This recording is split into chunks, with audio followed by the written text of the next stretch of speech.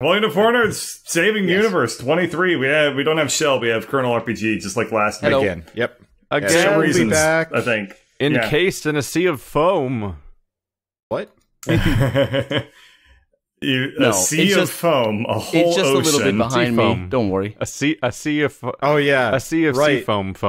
I had never seen Please Colonel stop. RPG before, so Keith like put up the picture, and I'm like, oh, that's what he looks like. Where is he? Because he just has this like prison walls, like in the sounding Vatican like the padded. archives. Yeah, I exactly. hope people have seen this. If not, you should just check it out real quick. It's really funny. He's like in like a void. Yep, It's like it's just Colonel black behind RPG me. reporting from space. I want one of those things, but like the kind of noise-proof boxes. But I know want that it them would too. be like uncomfortably warm in there, and I have no idea how I'd like. Just- Yeah. just ventilate have- it. Put your back against the corner and put a little bit of foam behind you, and you just need to spend like 3 to 4 panels. That's enough. Also And there you become a go. lizard person. I've actually got the wall behind my webcam covered in the stuff, so I don't bother my neighbors. But I don't. I'm in I the have a living room, so I hallway. got like 10 feet behind me. So I have a Oh, giant yeah, the beanbag echo is all chair. good. I assume my neighbors at this point are absolutely through the roof furious with my existence by this point. Speaking of, I was walking back from Whole Foods today, groceries in hand, and there was a fire truck, 2 police cars, and an ambulance just right What outside did my you apartment. do? Nothing, but they're just Oh. like all there, and I'm just like, did my apartment burn down? And like, I just walked up the stairs and nobody Nah, stopped me dude. or anything. And I didn't want to stop and like look around or like try and figure out what was going on because I don't want to be the weird neighbor that's just like, hi guys, what's going on? Did and somebody so- die? Was it you? But I had like, a weirdly similar experience the same day where we went off to an escape room, and both in and out and during the escape room, we kept hearing sirens driving by just over and over again at like 1 hour They had intervals. Dreatinis. They were looking for I thought you were gonna Dreatinis. say that. I thought you were gonna say that you had the same exact experience today as well, because I didn't have the same experience. But early this morning, I was waking up and I heard an ambulance going right in front of my window, and it was down to the road, so I knew it was something here. And then in the afternoon, I met a neighbor of mine and just asked, "Hey, what happened? What was going on?" And this is a little bit sad actually, but it's kind of weird. Basically, it was her mom that had to go to the hospital, but she wasn't sad or anything.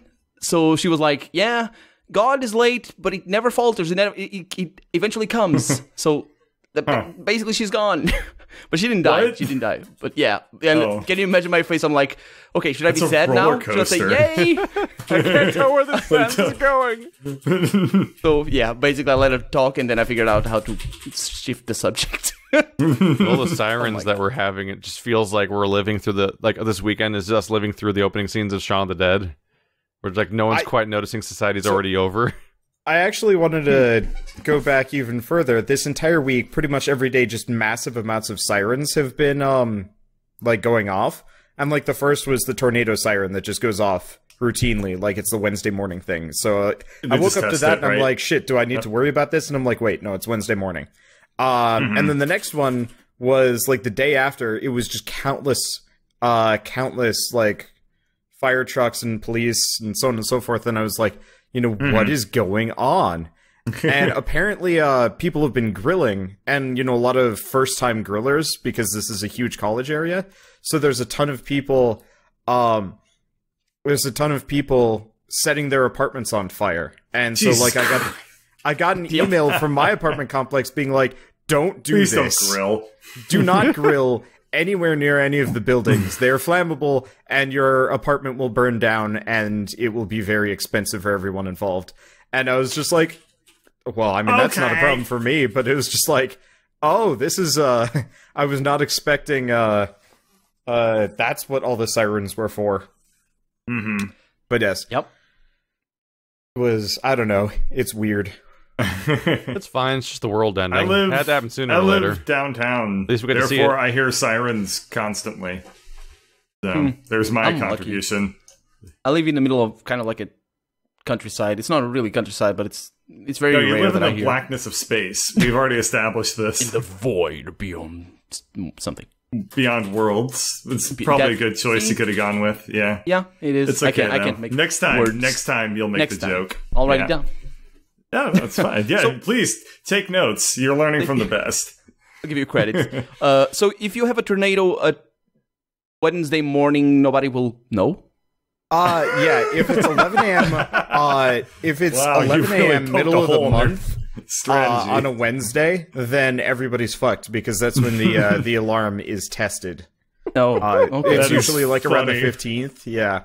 I guess you need to test it constantly, huh? Because if it ever doesn't work, like, you're turbo fucked in that part of the country. Well, I imagine there's more than one. There's not one siren alone. Maybe. I mean, I don't know. I think I'm just imagining people who hate quieter. America or something. It's like, this is a regularly scheduled test. It's like, get him now. You'll never know. All the tornadoes are like, now is the time to strike, brethren. Hold, release. Release the tornado. Ooh, that does sound scary. This is a particularly relaxed opening to a podcast for us. We haven't even gotten close to the world of video games, have we? Okay. We're always in the world of video games. We're nerds. Yeah, Yes. that's true. Yes. Gotta save the That's universe. the name of the podcast. Yeah. All right. Yeah. So, a couple of options. Do we want to talk about Orcs Must Die? Sure. That's I'm three playing of the it four right of us. now. It's Of fun. course you are. Yeah. I'm playing Free Cell. I have at least decency to play something that doesn't take any brain power. I don't have You're free cell on my saying computer. Orcs Must Die takes brain power? Listen, one's Somewhat. got over level. He's got things to do. Well, what I'm doing is I'm just going through all the old levels that we've already done. He's with got to all the double my characters levels. all of the characters that you guys have played, or like consistently play that I'd never be able to play, I'm using them instead. Thinking, Oh, true. This is your window to do that, huh? Yeah, exactly. And it's also one of those where, since I'm streaming this, but I can't stream my webcam because I don't have like a good split, it gives some people something to watch. I don't know. I find it very interesting. Was that character lock system in the original Orcs Must Die or Orcs Must Die 2? Yeah, in Orcs Must Die 2, okay. one person had to play as the Enchantress and one had to play as Maximilian. Yeah, there wasn't. I was wondering if that was a holdover from the MOBA days, because that's how it is in like League of Legends and stuff. You can't. Yeah. Yeah, it's not a You can't MOBA thing. It's just the one first team game do only it. had one character, and then the second game added a second character and co-op, and then they just went from there. Yeah. Personally, I don't know. I guess I don't mind it too much. There are times where I'd like to mind try it. out like characters that you guys specifically play. But Yeah, they do have like nicer boobs.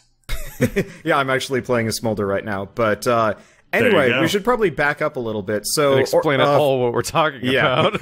yeah. So for people that don't know, Orcs Must Die Unchained finally came out of beta, I believe. And interestingly enough, they actually got rid of the controversial PvP mode, which was the entire point of Orcs Must Die Unchained originally. It was a It was a MOBA, basically. yeah, it pretty much was a MOBA. It worked a little bit differently because you were still putting traps down and you were summoning creatures to send at other people and stuff like that. Which was neat, but like ultimately it kind of went the same way as all other MOBAs, where it's just like this is kind of an inferior, not an inferior product, but like it's just not as good It's not inferior, it's just not as good.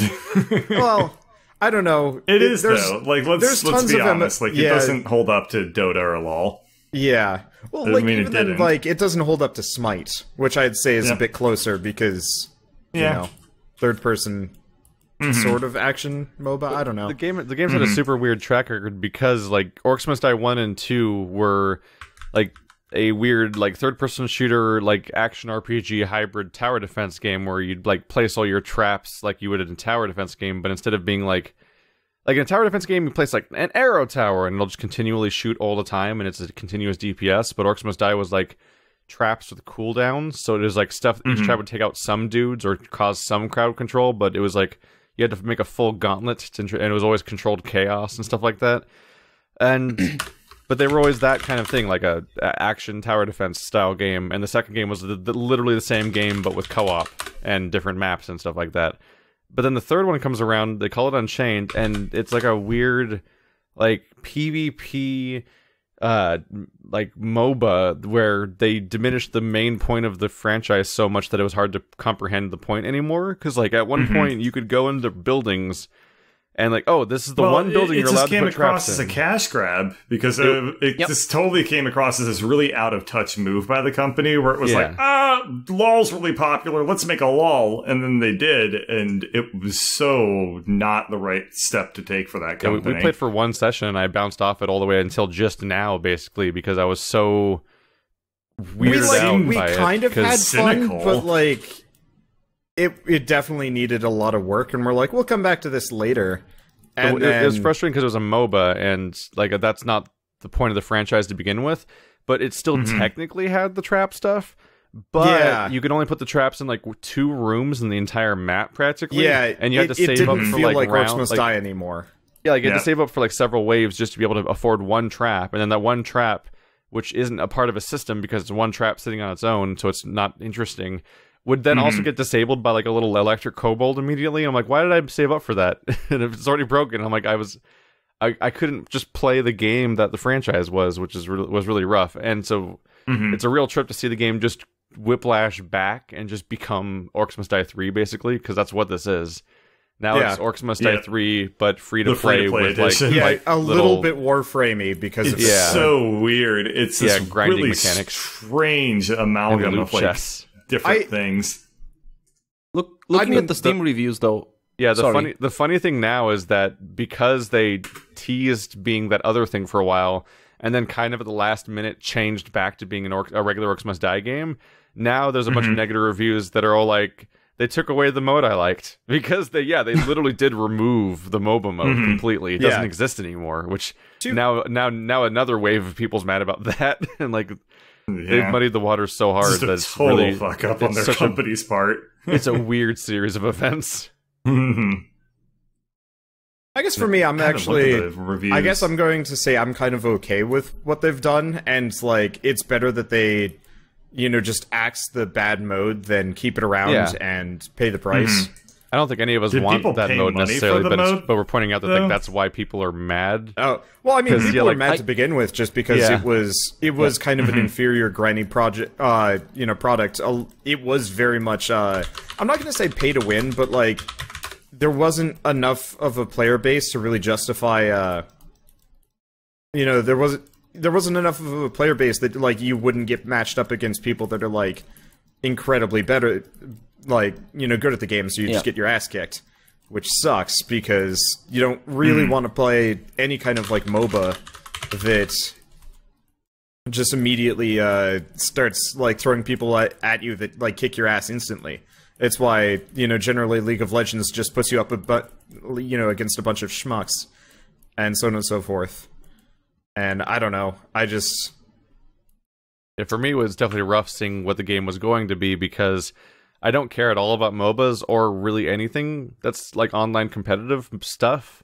So like having my like local co-op franchise turn into that was definitely like a bummer. But at the same time, they're like it's like to go there, but then delete it completely. I definitely see why people get frustrated, because it's kind of like when XCOM Declassified was being made back when it was just called XCOM. And, like, that was a whole different game that never came out.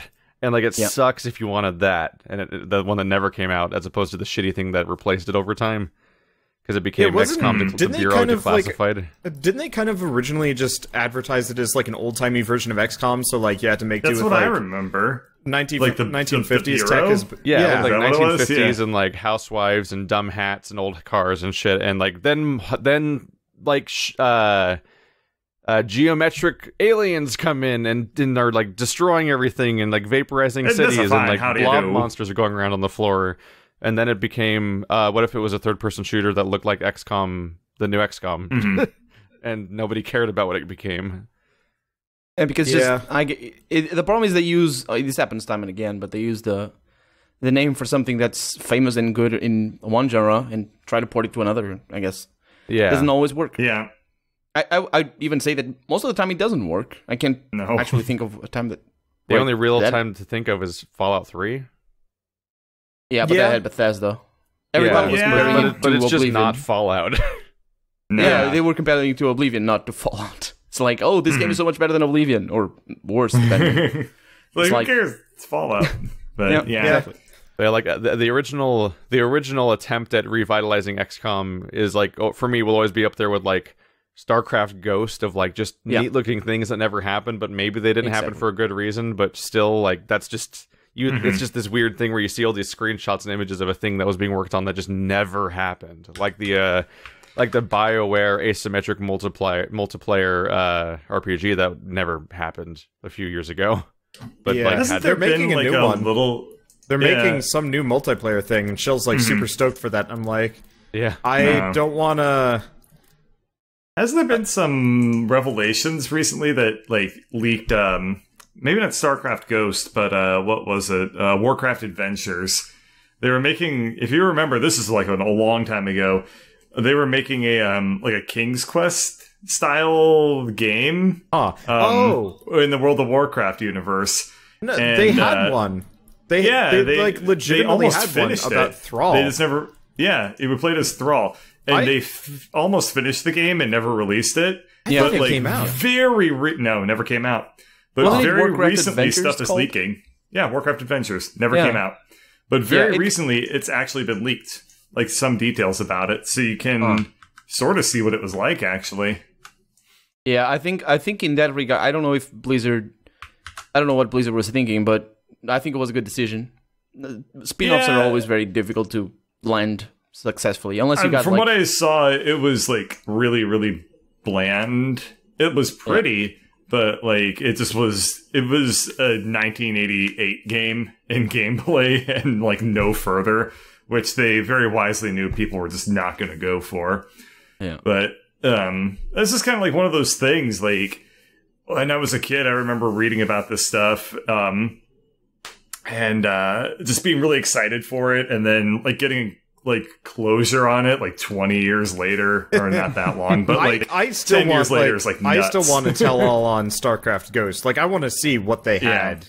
Yeah, it's kind of like when you read that giant but expose that tries to explain why why Half-Life 3 will never happen. Yeah. Or what was another like very interesting one that I read? It'll come to me later. Do you think Half-Life 3 is never going to happen? Can we fill the podcast with that? No, I feel like Half-Life 3 will happen, but it's going to be a long time, and it'll probably be very good. I have faith in it, but it needs to simmer. People need to forget about it. People need to forget about it. Yeah, part of the problem is like it's hard to say exactly like what they'll do with Half-Life 3, because at this point they've kind of lost their window of opportunity, and so they're in this kind of well, it's okay, but it's not. Yeah, because like take Mass Effect Andromeda. Like I'm gonna be totally honest, it wasn't that great, but it probably would have been past. It probably would have been acceptable if it hadn't been made by BioWare. Yeah, probably. Like, if it wasn't a Mass Effect game, if they're just like Space Lady Adventures, some other title, it wouldn't be good universe. Though. It wouldn't be it good. Would be but like, acceptable though. I think it's better than still playing so much Andromeda and beat Technomancer. I'm just like, wow, this is almost the same level of like writing and fidelity for so much of its stuff. I guess I'd still put it on a classification a fair bit higher than Technomancer. Like that's what's so jarring about this release, is that it feels like something that like Spiders and Cyanide would put out. I guess, but like I don't want to get back into that trap. But I do. Topic. I know you do. Let's talk about the Architect Wander. Do you want to talk about the Architect Wander? Have you fought the Architect Wander? No, I haven't actually. I finished like the second planet, and then Shell's like, I don't have time to record anything, and then Ukulele and warn you, Sexy if you Brutal ever came play out. this game again, you better get right up in that Architect's face, or he will literally become invincible and not explain why. Okay. I fought him for 50 minutes. Wow. Yeah. But I have a high opinion of Andromeda right now.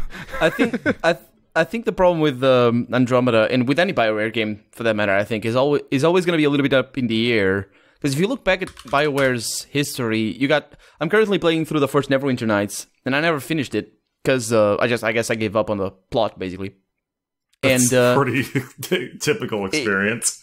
Yeah, the thing is, you can so tell that it's a completely different game in every aspect, writing and focus from Baldur's Gate 2, which was what they did before. And it's like, and then for there they went on to Knights of the Old Republic, which again is a completely different game, even on the writing side of things. And it's so up and down, I guess, that it's gonna be either up to people for some reason liking it very much and think it's the best RPG ever, or shit, BioWare games are up and down within the same game, let alone from game to game. Like the writing is like one scene, you're just like, that was so beautiful, and the next scene you're like, what the hell was any of that? Like, it's so all over the place. I love the games. BioWare makes some great games. But it's just why all Mass over Effect the 1 chart, will always be my favorite one, because it's so tight. It is a lot more consistent than most of their other releases. Tight in that game. I totally agree with that. Yeah. This one's but the thing is, the gameplay improvements that they made for the. I mean, people will always look at stuff. I mean, the plot can be one thing, the art design can be another, and the gameplay for some people is just better, and that's okay, I guess. Yeah, a lot of people only care about the gameplay part the most, which is why, in a thing that always baffles me, people are always like, skip Mass Effect 1, Mass Effect 2 is the only one that's good anyway, and just play that one. I'm like, that's the complete opposite effect for me. I played Mass Effect 2, and I thought the end boss was just so uninspired, the head and two floating hands is the thing you fight, and I'm just like... And in my head, I'm like, Mass Effect 2 is the game where every mission is a hallway? For me, I've only played Mass Effect 2 once, but I've always felt that not always felt. I felt at the end that it was kind of like a filler stuff for the whole trilogy thing. So it's like, there's 3 games. It really suffered from the whole, like, it's in the middle.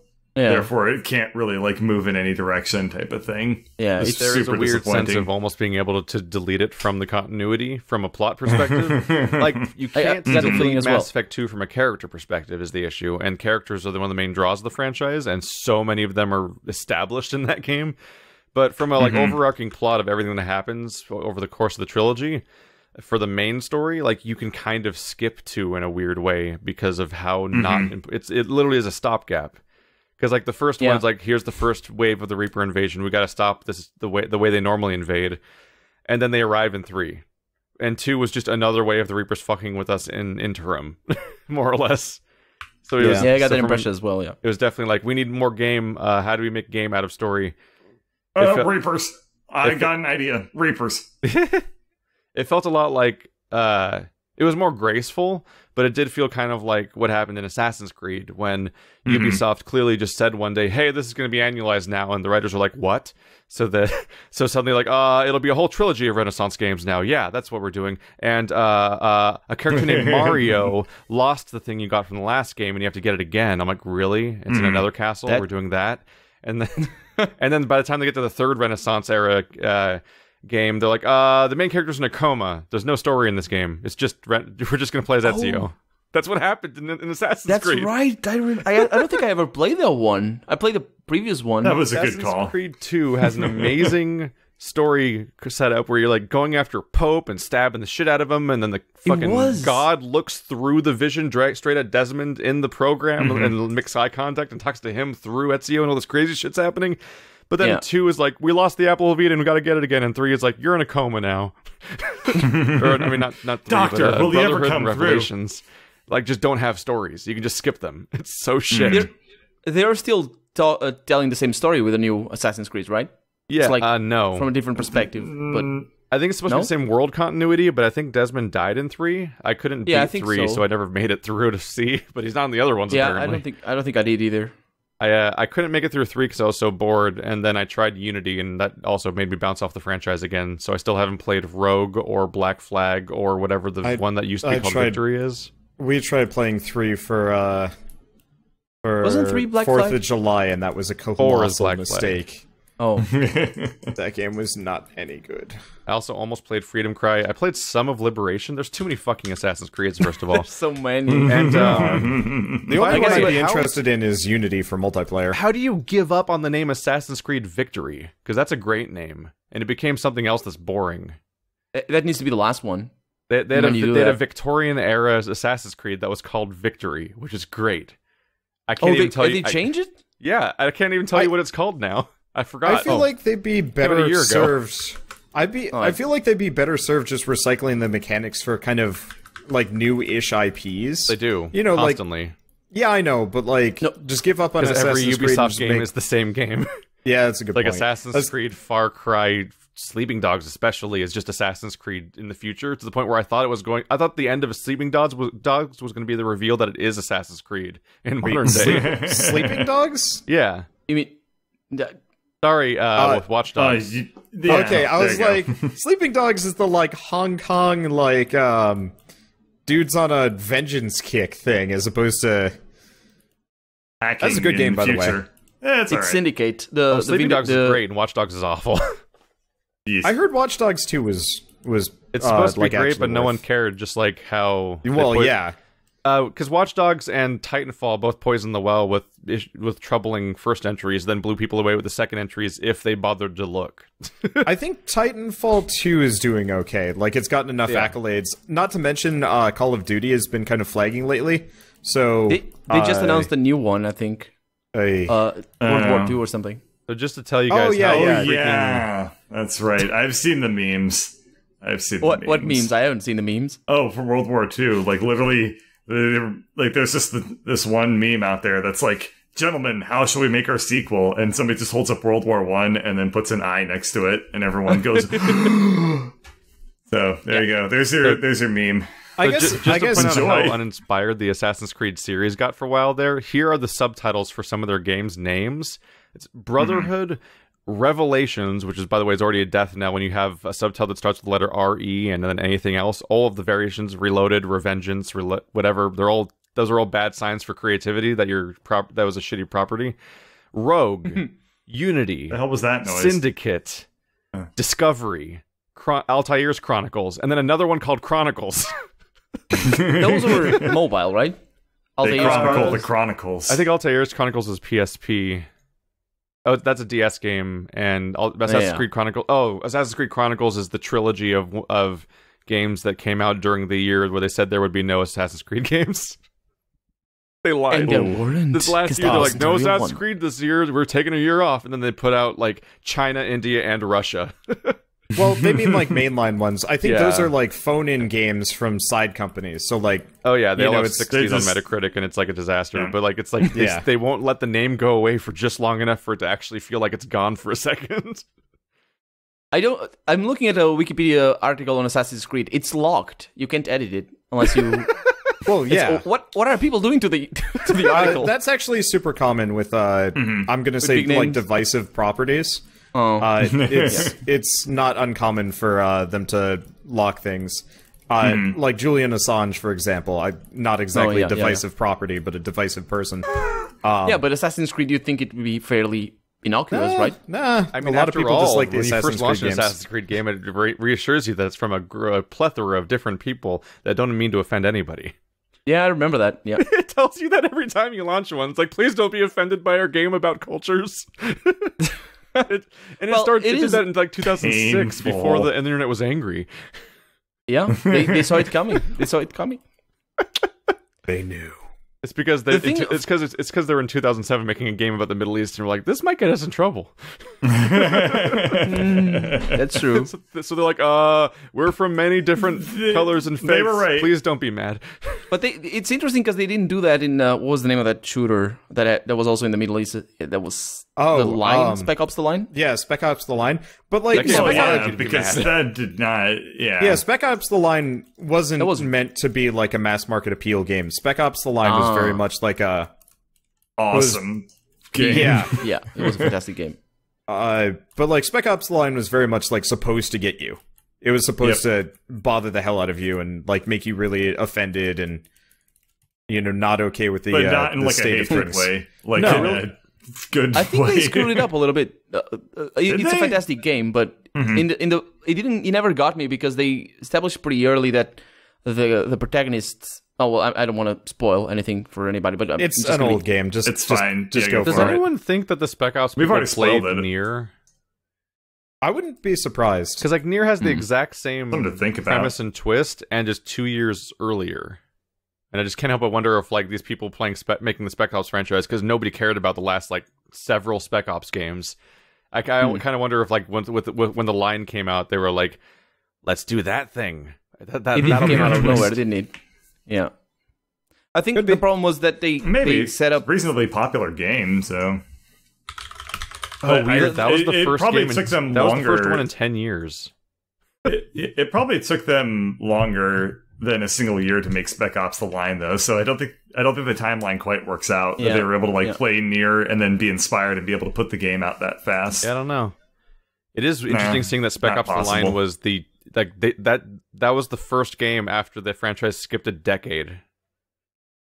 And it came out with a bomb, basically. They put out like 8 games in 4 years, and then skipped an entire decade, and then Spec Ops The Line comes out.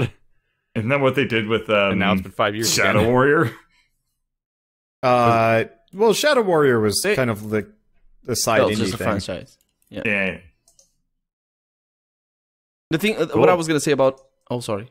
No, go for it. What were you going to say? What I was going to say about Spec Ops is that I understood the plot, I understood the reason behind it all. That I got. The thing is, in manner of just bothering me, because they told me, they tell the player that the protagonist is affected mentally, that he's clearly not stable. So it wasn't. I think it took away a little bit of the bite because of that for me. You mean they didn't show? They just told? Was that what you're getting at? More in the sense that you kind of know ahead of time that he's messed up. Like, a little bit. Like, you know that he's not coming out of the squeaky clean. This isn't a real American hero game. I mean, honestly, like, even from the intro mission, you kind of know it's not. They did kind of play their hand a little bit. I think that they were probably just too excited to be like, we have a cool game. I thought it was a fantastic game. But I do find that in those types of games, I inevitably find myself thinking like, okay, I get it. But then the game keeps going and keeps dragging the nail deeper. I'm like, yeah, but I get it already. But then it keeps going because like video games are like 20 hours long instead of 90 minutes long. I mean, gotta make it obvious though. Honestly, so many people miss the point unless you hit them over the head with it. I kind of got that with Nier Automata. Like, I got kind of what they were going for. That's because you have to play it 700 times to get all the endings. Of course you feel that way. You actually only really have to play it you only have to play over the game only have to play once. It 3 times. Okay. Well, no. So what it does is they've got A and B, and then C and D are completely different, but once you beat either C or D, you can go back and immediately finish the other one within a couple of seconds, because all they it were is better about this time. Yeah, it was... So it what was they wanted you to do in the first game was beat the entire game from scratch. Then, when you would load your save and enter New Game Plus, essentially, you would start halfway through the game and then beat it again to get basically no change except for the dialogue along the way popping up. Then you'd beat it a third time from the same point again to then get your binary choice at the end of the game for the 2 more endings. Whereas in Nier, like, playthrough A and B are similar but different, and playthrough C is actually chronologically after the other 2 and is new. Oh. Yeah. Shit, I like Deus Ex where you just press the button and got to choose your cutscene. And it also playthrough B is better this time around than it was before. Yeah. Because in playthrough it's B... faster, and you see, like, different things. In playthrough B of Nier 1, you play the exact same levels again, but there's new voiceover dialogue because one of your characters can understand the enemies, and there's twists in there, but it's the same levels with the same boss fights again. Whereas in this one, some of it's the same, but both the beginning and end in particular, the main characters are separated from each other for chunks of time, so you have different levels you play differently, and you're playing a different character who controls differently, even in levels that are the same. Yeah. Good. They also gave him a hacking minigame. Basically, Platinum Games looked at how they made Nier and was like, well, that's stupid. We're gonna do this now. Yeah. What do you mean you made them play the same boss 4 times? We like your idea, but you did it very poorly. We're gonna fix it now. And then they did. We're gonna make Raiden a ninja. The only thing I didn't like about it was the side quests. Well impactful were mostly just like, go kill X, and after a while I'm just like, all right, fuck it, I'm done. Yeah. I'm going for the ending. It feels like a lot of the side quests are designed to just make you spend time with characters so that you feel bad later when stuff happens to everyone, probably. Oh, absolutely. I will commend the fact that in this game, when you do a side quest, it's completed for all future playthroughs of that file, which is great. So, like, you'll pick up a side quest chain right where you left. Like, you'll finish playthrough A, and you'll pick up side quest chains right where you left off in your playthrough B, as instead of starting over. Though if you're like, just came back in the first Nier. if you're like partway through, it will wipe all your progress, which is kind of annoying because there were a couple of quests that I forgot to turn in or something, and then it's just like, well, that's gone. Yeah. And I was a little bit. It's incredibly rare for there to be quests that are multiple stages long, though. Yeah. It's a little hard for me to feel bad for you losing quest progress when you kill all those robots, though. They had feelings, Wanda. I understand they were trying to make them sympathetic, but the only person I felt bad about killing was the lady on the phone.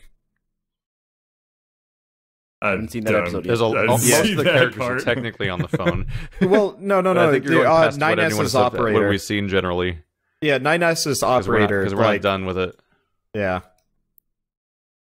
Anyway, let's see. So Keith, well, I mean, I don't know how far Keith is in Nier Automata, so I really don't want to spoil it. I'm in the middle of switching back and forth a bit.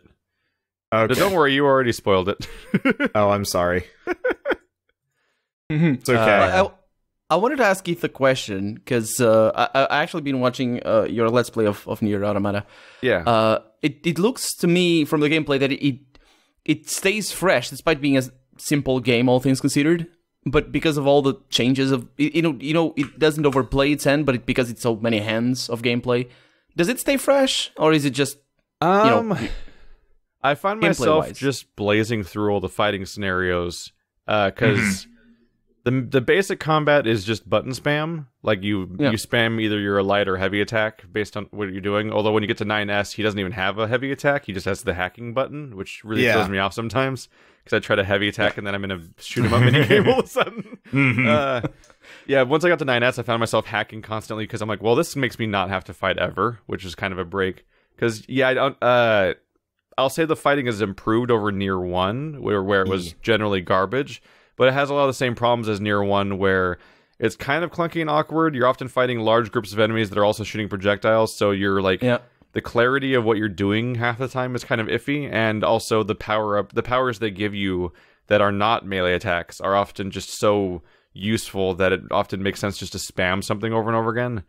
So like in Nier 1, I quickly was like, ooh, this thing that makes spikes come out of the ground, that's really powerful. And it's not as powerful in Nier Automata, but which is even though they have the same spells basically.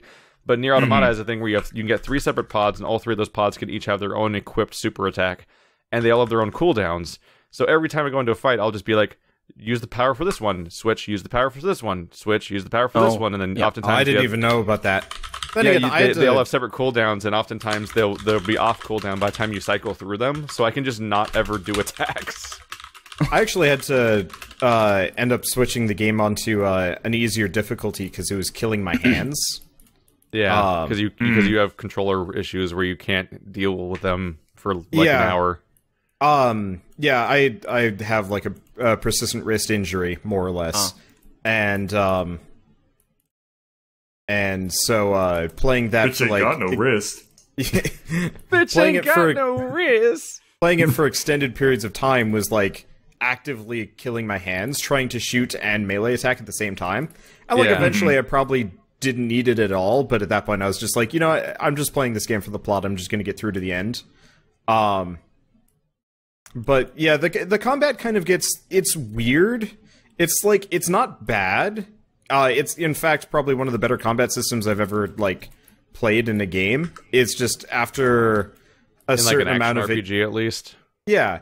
Like it's like Kingdom Hearts, it's not exactly a Platinum Games character action game, which is like a whole different tier, which I think some people may have been expecting. Yeah, it wasn't as good as Revengeance or like Wonderful 101, but it definitely had like it definitely was like super solid comparatively. Yeah, I got that impression as well, but again, I didn't play it because I don't have book console. It was definitely enjoyable to watch, at the very least. I definitely turned it on for background while I did other things. Yeah, whenever you were actually like in melee against a boss, it felt real good. They did a really nice job making the boss fights feel like impactful and interesting. Yeah, like I feel like a real highlight at one point was when like the playthrough of the Carnival area and hitting that boss for the first time. Oh yeah, that boss! What a trip that they boss are. was rough, but yeah, also what was it like? So it's just like he wants to be beautiful.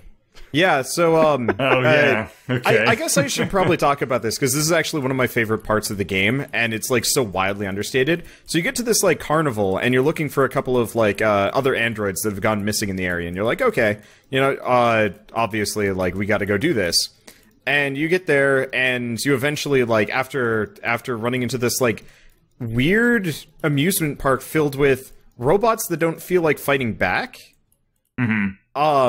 By the way, when I didn't fight everyone in there, I kept getting comments like, I didn't know they don't fight back, I'm a monster. Because like so many people will just attack all of them because they're robots. I murdered the people in the very first like in the first area and like fought them as normal. And then you caught on or what? And then I like walked a little bit further in and I'm like, wait, nobody's attacking me. What? And then they all respawned later and I'm like, all right, the impact is gone.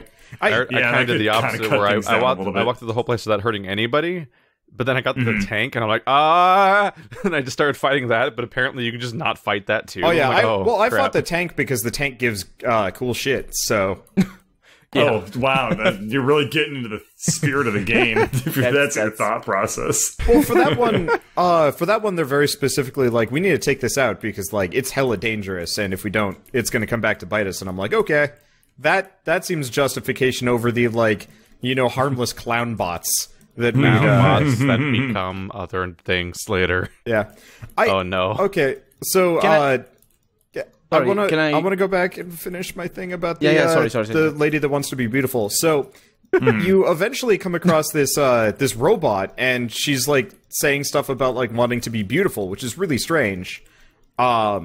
And eventually, if you do a certain side quest, a certain set of side quests, you meet this like kind of annoying character named Jean-Paul, who like has a bunch of women that are like fawning over him. Whose name is censored, amusingly.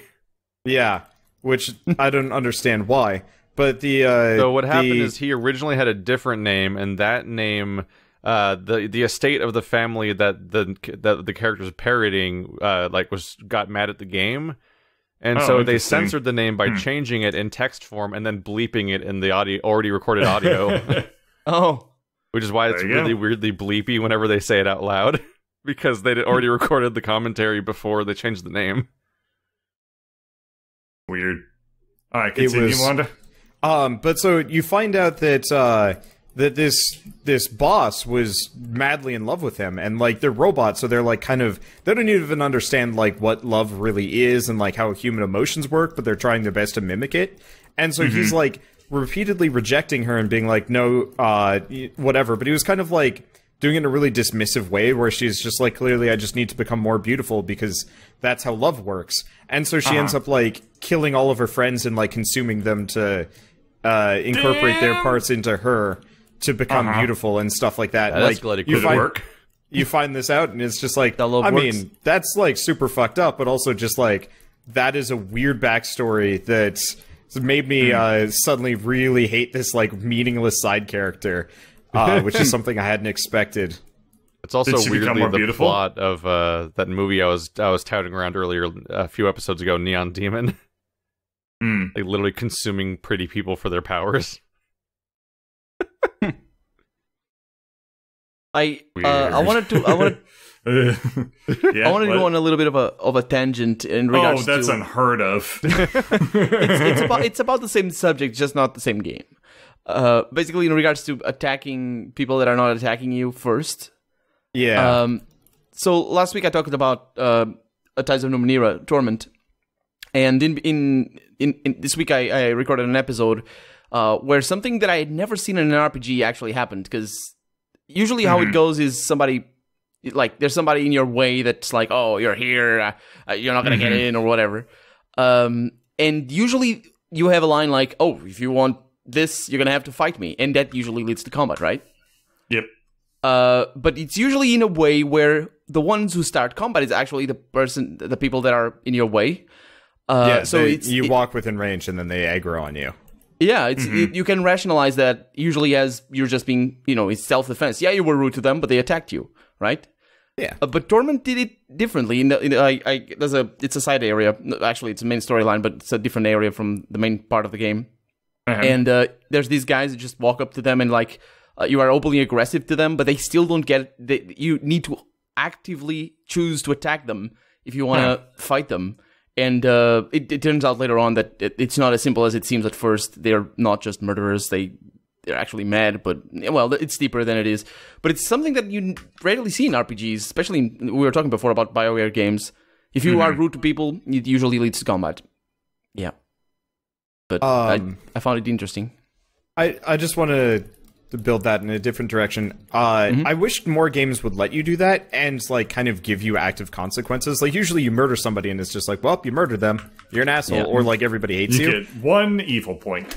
The one game that like I always felt like did the whole like you're kind of a murderous asshole thing well was, I mean, Undertale, I guess, where like you kill everybody.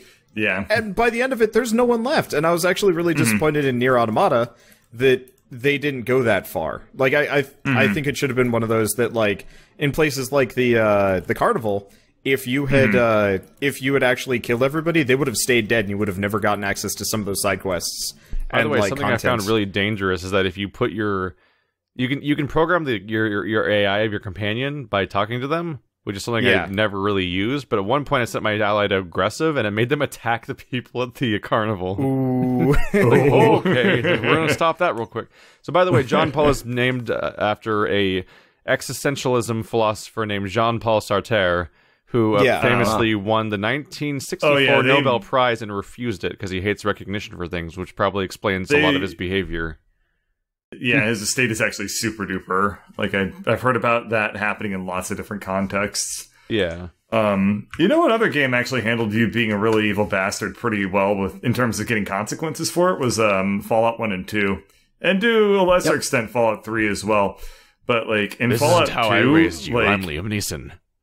Like in Fallout 2, like if you got a reputation as being like a super dick, like whole towns would just be like, you're not coming in here. And like you had to like fight your way through just to like get anywhere. The cool thing is that you also get quests that if you're not a jerk and if you don't have a reputation for being a criminal, you can't get some quests.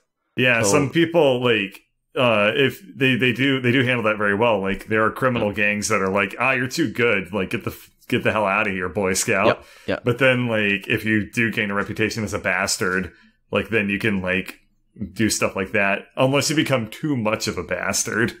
Yeah, if you just go full on child killer, nobody wants to do it. Yeah, if you get child killer, like nobody wants to talk to you anymore. Just reload. Like, Wasteland 2 is a game, like it has so many issues, but one of the things it kind of did do right, more or less, is that if you do something that just straight up pisses off like a city, suddenly there's just a whole city of people trying to kill you.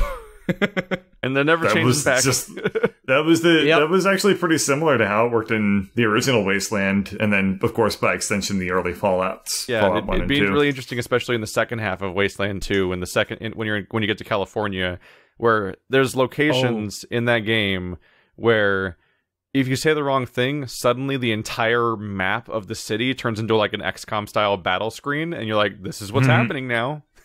Everyone's like coming real at California. you.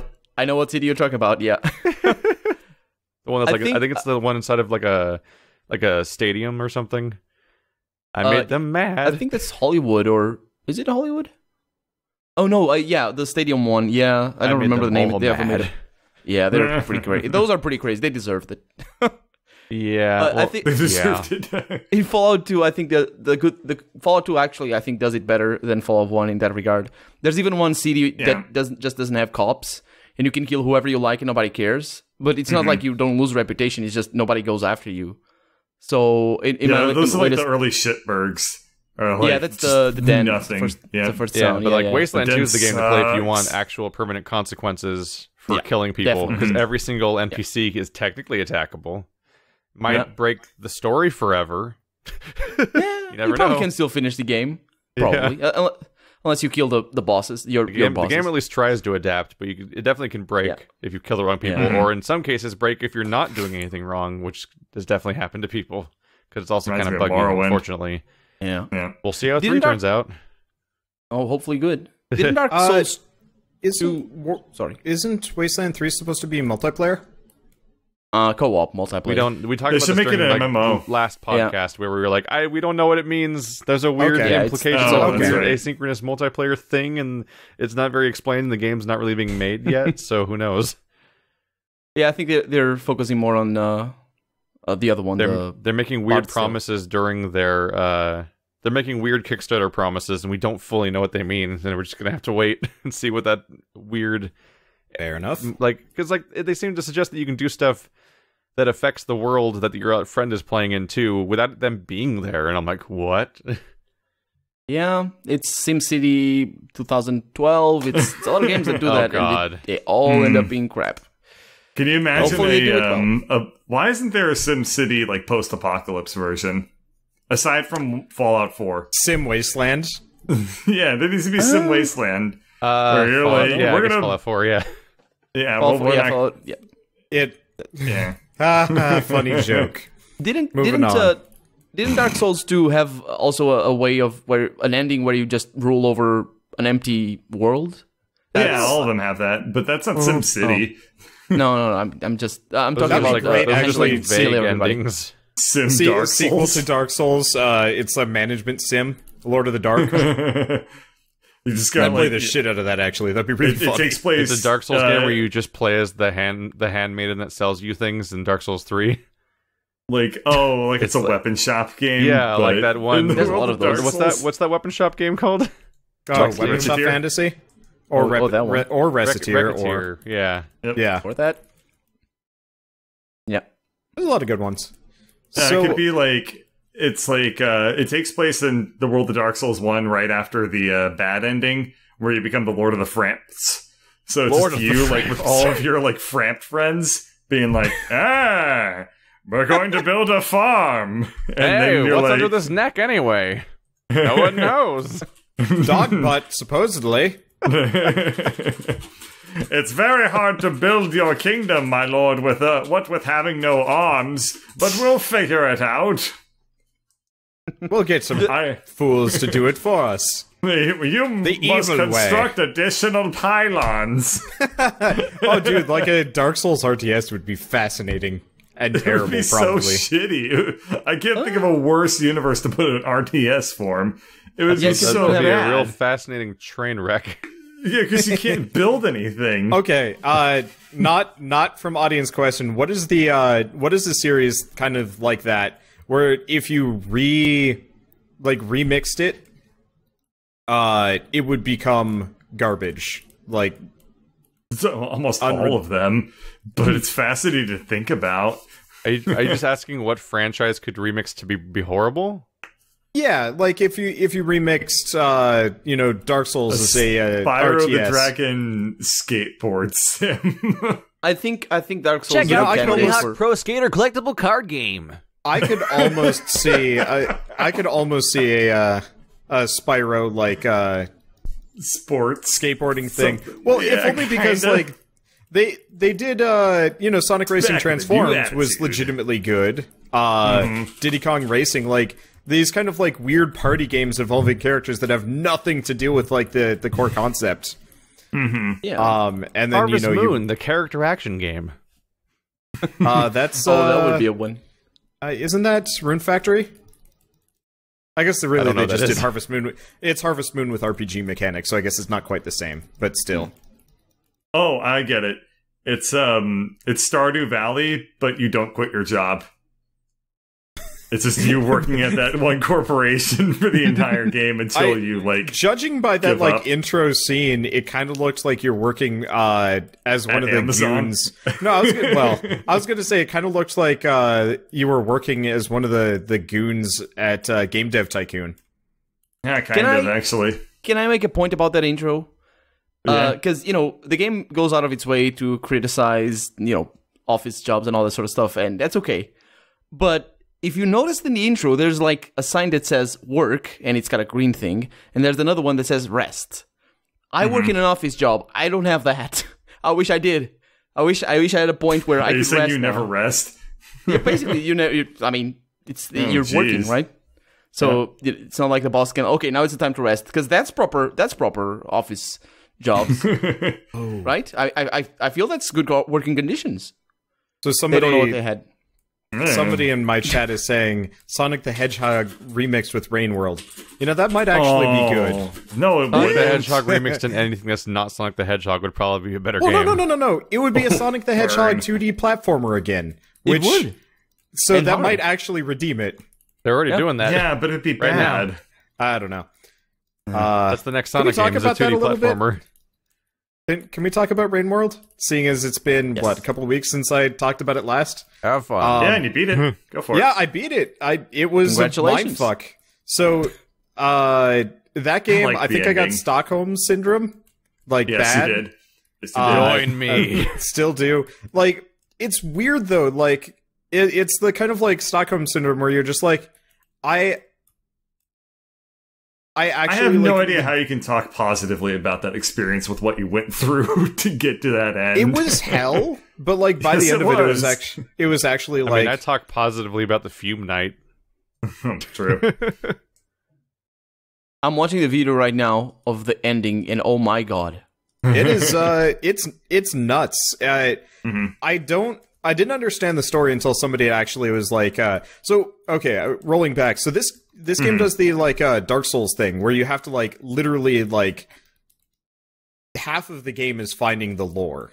And so like it's all hidden in little side notes So it's and like stuff like Horizon that. Zero Dawn, huh? I guess, yeah. But not so you really. have to like go out of your way to find lore in these pearls, which like they don't even tell you this.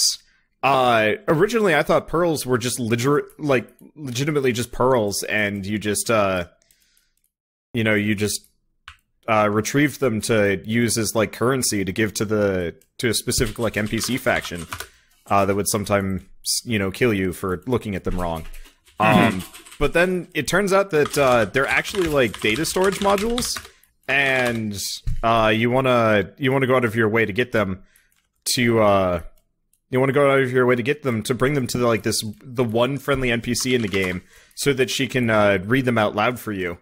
And it like tells like this wild story about how like there are a bunch of supercomputers in this like futuristic Buddhist society where the Buddhists had actually like succeeded more or less and managed to erase themselves from existence or whatever. It's kind of like an extreme take on that, I guess. And all of this is hidden in the background of a game where you're just this like dumb cat slug trying to like not die horribly constantly. Isn't the idea that the game, like, you're on the surface of a supercomputer or something? Yeah. The like all the stuff you're running through is just different parts of a supercomputer that is slowly breaking down because nobody's maintaining it.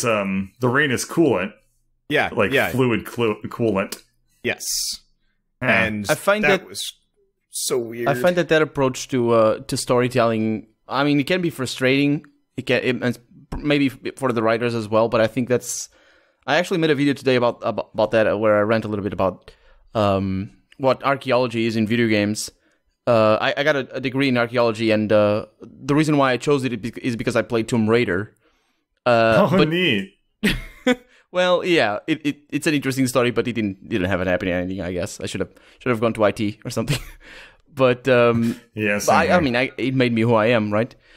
But the thing is, Tomb Raider is not about archaeology, right? It's like a museum tour with puzzles. That's really what it is, and that's basically how it is treated in pretty much every single video or video game that has archaeology as a theme. But I think Dark Souls, and as you said, as you were explaining about Rain World, I think that's closer to what it actually is, just getting the pieces together and taking them seriously and questioning what's going on and putting the pieces together. Then making a lore theory video. Yeah. Like that's part of it. It's like I'm doing none of this personally. I'm just sitting in the Rain World Discord reading everybody else doing theorizing and like data gathering and but that's fun like, as well, right? They're hacking into the game because there's like one section where one of the supercomputers is talking to you, but you can't understand what he's saying. So like it takes a little while, and so they're like actively trying to reverse engineer the language system so that they can That's awesome. But that's awesome in and of itself, even if you're not the one making it or doing the investigation. It's like it is neat seeing the community kind of come together on that game, but I'm very glad I never have to play it again. Like, the idea of it is so cool. You're this like vulnerable creature that has to effectively just run away all the time and like avoid death. And what it kind of like Outlast. Yeah. Actually, it really does have kind of an Outlasty feel where like something is legitimately going well out of its way to murder you. And you have to, where you have to read everything and put things together to even know what's happening. Otherwise, if you just run through it, the ending just comes out of nowhere, and you're like, I don't know what happened. Exactly. As I said, it can be very frustrating. But it's a different game, I guess. But like the first, so cute, the cat. I'm gonna say the first like 10, maybe 15 episodes of it were just this like pure hell. Where like I was like, I'm legitimately like. Every session would end with me being like, I'm ready to quit. Or actually, no, that was usually in the middle. I as part of the game, I kind of made a deal with myself that I wouldn't end an episode until I had made progress and, ended up further than when I had started. Because otherwise, I was going to quit the game because it's no fun just, kind of doing what we did with the Demon Princes or the Dragon, where you're just like, I have succeeded at nothing, and it sucked, and I enjoyed none of that. But that's the game's fault, not the storyline, I guess. But I mean, the story is a completely separate thing. Did you like it? What, the game or the story? The story. No, there was no story. Like I didn't read the story until after I finished the game. So how could I like it in the? Oh no! I meant after you read it, because I don't know. I mean, it's just it's kind of the same as like every other Souls-ish game where you I see. Where find the lore out at the very end, and you're like, oh, well, that was interesting, but I don't get the chance to properly appreciate it because the game's over now, and it's just like thinking back to it, it's like, oh, that was weird. Yeah, I get comments like that sometimes. They're like, how are you not emotionally overwhelmed by what this fight means? And I'm like, I won't know until later. So many parts of Souls games, like, you won't know the meaning of so many of these things. That's why Sif resonates with a lot of people, is that's one of the rare moments where, in the moment, you can tell something's going on. That's right. Who's Sif? Is that on the first one? It's the giant wolf in Dark Souls 1. Yeah, it wields a sword in its mouth and is guarding a grave very clearly. So you're like, oh, I'm the bad guy. Yeah. But even the last boss, the only hint that you have, if you haven't been paying attention, and you probably haven't, when you first played Dark Souls 1, it's, even the last boss, the only hint is that the soundtrack is kind of gloomy. Yeah. And when you understand what it is, it all makes sense. And it's... part of it also is with Sif, it's the only non-horrifying enemy you fight, I guess, in the entire game. So like Moonlight... You're not scared of dogs. You just need to get yourself a teeth fetish. I like bitches who ain't got no legs. No, skip that entirely. Go straight for the Framps. No. Lord of the Framps takes on a different meaning. Oh boy. You know what I mean. Oh. You cannot look for images of Sif. The primordial serpent. Can you? Let's look this up. Sif Rule 34. Oh no! I didn't look. I didn't look up that. I just said Sif Dark Souls, and I'm sure that's from there or something. Sif Dark Souls Rule 34. What do we get? Oh, Bird! Everybody on the honest right now. A lot of Priscilla. I mean, of course. What? That just seems inevitable. Of course, that's not an of course. That is a good goddamn set. I have seen so many Priscilla waifu comments at this point. So of course it's of course. Yeah, but I'm looking up Sif, not Priscilla. Yeah, but why does she appear? You brought her up. It's Dark Souls. It's probably going for, because Sif is a 3-letter word. Google doesn't like 3-letter words. Oh, fair enough. Yeah. Nah, there's no Sif Rule 34. One thing is still held sacred to the internet. That's probably good. Nope, I can send you a link later. You found it? Oh, okay. I absolutely found it the moment I looked. Why do we do this to ourselves? I don't know about you. I'm just playing Orcs Must Die. There's also gender-bent wolf lady Sif. Yeah, that's the one I saw. Which is the weird. I don't see this. It's a naked Please woman link it with to a me. sword in her mouth. I don't see that. Which is really funny. I actually do not see this. It looks way less intimidating when it's in a person's mouth. Well, yeah, because it looks stupid. Like, you're gonna lose those teeth. I don't see this anywhere. Google is broken. Apparently, it's not showing you the good stuff. I can't find porn. It's terrible. Safe search can't be disabled. It's terrible. I hate it. Oh god. It's not disabled. Okay, let's get back on track. Let's go, guys. I encountered another really dumb Horizon Zero Dawn quest. If we want to talk about that. Okay. Mm-hmm. Did you ever do the Romeo and Juliet quest, Wander? I honestly, after a certain point, I just gave up on side questing. It's not a terrible idea, because the side quests seem to be written by different people entirely. Wow. So the side quests in this game, for me, highlight what I think is a problem with AAA development, and that it's a huge cast of people with different people handling different parts and stuff like that. Because I think what happened is they took this setting, and they wrote a story that could happen in this setting they thought was interesting. But then somebody else got that writing and was like, okay, let's turn this into a video game thing. Dinosaurs. And that's when it becomes a problem. Because, like, the story is that there are two clans separated by a lake, and they're at war with each other, but they're currently in a ceasefire, but they just can't interact and stuff like that. And, like, you meet the more friendly of the two clans, and they're all, like, they have all these policies and rules and things, like, with, like, decrees and crap like that, and to keep them separate and safe and everything. And the person who makes these decrees, their daughter is actually having an affair with one of the people from the other clan. What the two of them do is they signal towards each other with their signal fires, and they meet in this island in the middle of the lake where they can be together and alone. But what happens is one day, the other clan, the more warlike one, sees the guy's signal fire, thinks that he's like signaling to the enemy and betraying them, so he gets captured and tortured to get the answers out. And what happens is he dies, but like his last thought is that that it was worth it, that risking it all and getting what he got, even though it ended badly, like that was worth it. And meanwhile, like after grieving and everything, the girl ends up like getting back together with her father, and they reconcile, and he realizes that all these decrees that he was making to keep his daughters safe were actually part of what put her in danger, and ultimately. And like it's a nice little story with like, and it's fucked up and it's ending, but it's like it has like stuff that goes on. It's put together well. But you'll notice that I never mentioned Aloy ever. Yeah. Yep. And this is a game where you play as Aloy. So how the game does this story, because what I just told you is what I think is how it was written originally before it was made into a video game quest. Because in the game, you go to the island and first you find the dad, and he's like, my daughter's gone, go save her, who knows where she is. And then you track her down and you trace her to the middle of the lake. And you go to the middle of the lake, and she's up on a tiny boulder going eek, like the like hiding up there, like the housewife from Tom and Jerry when she sees a mouse. Except the thing she's hiding from is a giant crocodile monster, which you then defeat. So then she comes down, and he's like, my boyfriend, I think he's under attack. And so you swim all the way across the other lake, like a freaking special agent, special forces agent or something, and infiltrate their entire facility.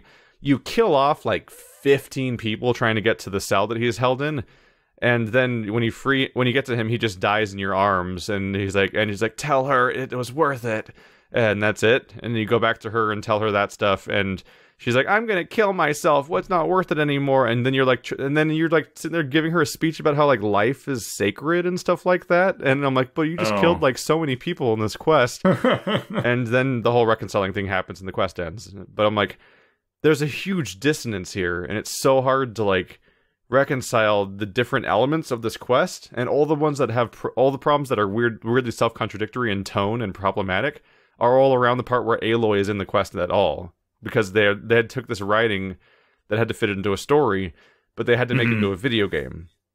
Because like if this was, and I did this rant in my Let's Play too and everything, but like it's just that like if this was in a book or a movie or a television show, the way I said it the first time would be how it works out. But once it's a video game, the protagonist has to physically be present for these events, even though they have nothing to do with them for the most part, and they have to inevitably just go fight some dudes because that's the thing they do. Well, that's the only gameplay that like works. Yeah. Otherwise, the game just kind of but it becomes a thing flat. that it becomes a thing that fucks with the tone of what's going on in the moment, because you're like you're seeing like love end in tragedy and talking about life being precious, but you're also like, in my case, laughing like an idiot while I literally explode everyone in a room with super bombs that I'm throwing randomly around with a slingshot, and like none of this fits together well. You're like, it's okay, life is precious and beautiful. It's right up there with the. It's like the gameplay segments and the quest like cutscene segments are just different games, basically. Like it became a nasty term that nobody wants to say anymore after BioShock Infinite, but it's like it's a really, really strong case of ludonarrative dissonance where like the story and the gameplay like just do not fit at all. Much like this comes up in like the previous quest we talked about before, when I talked about the guy that had his Machiavellian plan to wipe out his entire family, but he would have gotten away with it. It's not for you meddling Aloy. And then he like gets like suicide by monster conveniently, so that Aloy doesn't have to dirty her hands. But like Aloy dirties her hands every second you're not in a cutscene. Exactly. Like every character conveniently dies in a way where she doesn't have to hurt them, and she's always so precious and talking about the sanctity of life until the moment you're playing, in which case you're required to slaughter hundreds of people. You kill more people than machines during actual missions. I filled so many bushes with like mountains of corpses that like after a certain point it became a funny joke more than like anything impactful. And like for me, this is an interesting thing about like specifically AAA gaming, because it's not a limitation of video games, but it is a limitation of high budget mass market AAA games. Because a game like Witcher 3 is great, but like a game like Night in the Woods, it's like this is the type of game it's going to be, and it'll be consistent, and it'll just get the thing that it wants to do done. But a game like any AAA game really, but like Horizon Zero Dawn being the current example, or BioShock Infinite and stuff like that, like so many people work on different parts of the game and then come together to jam those chunks together into one project.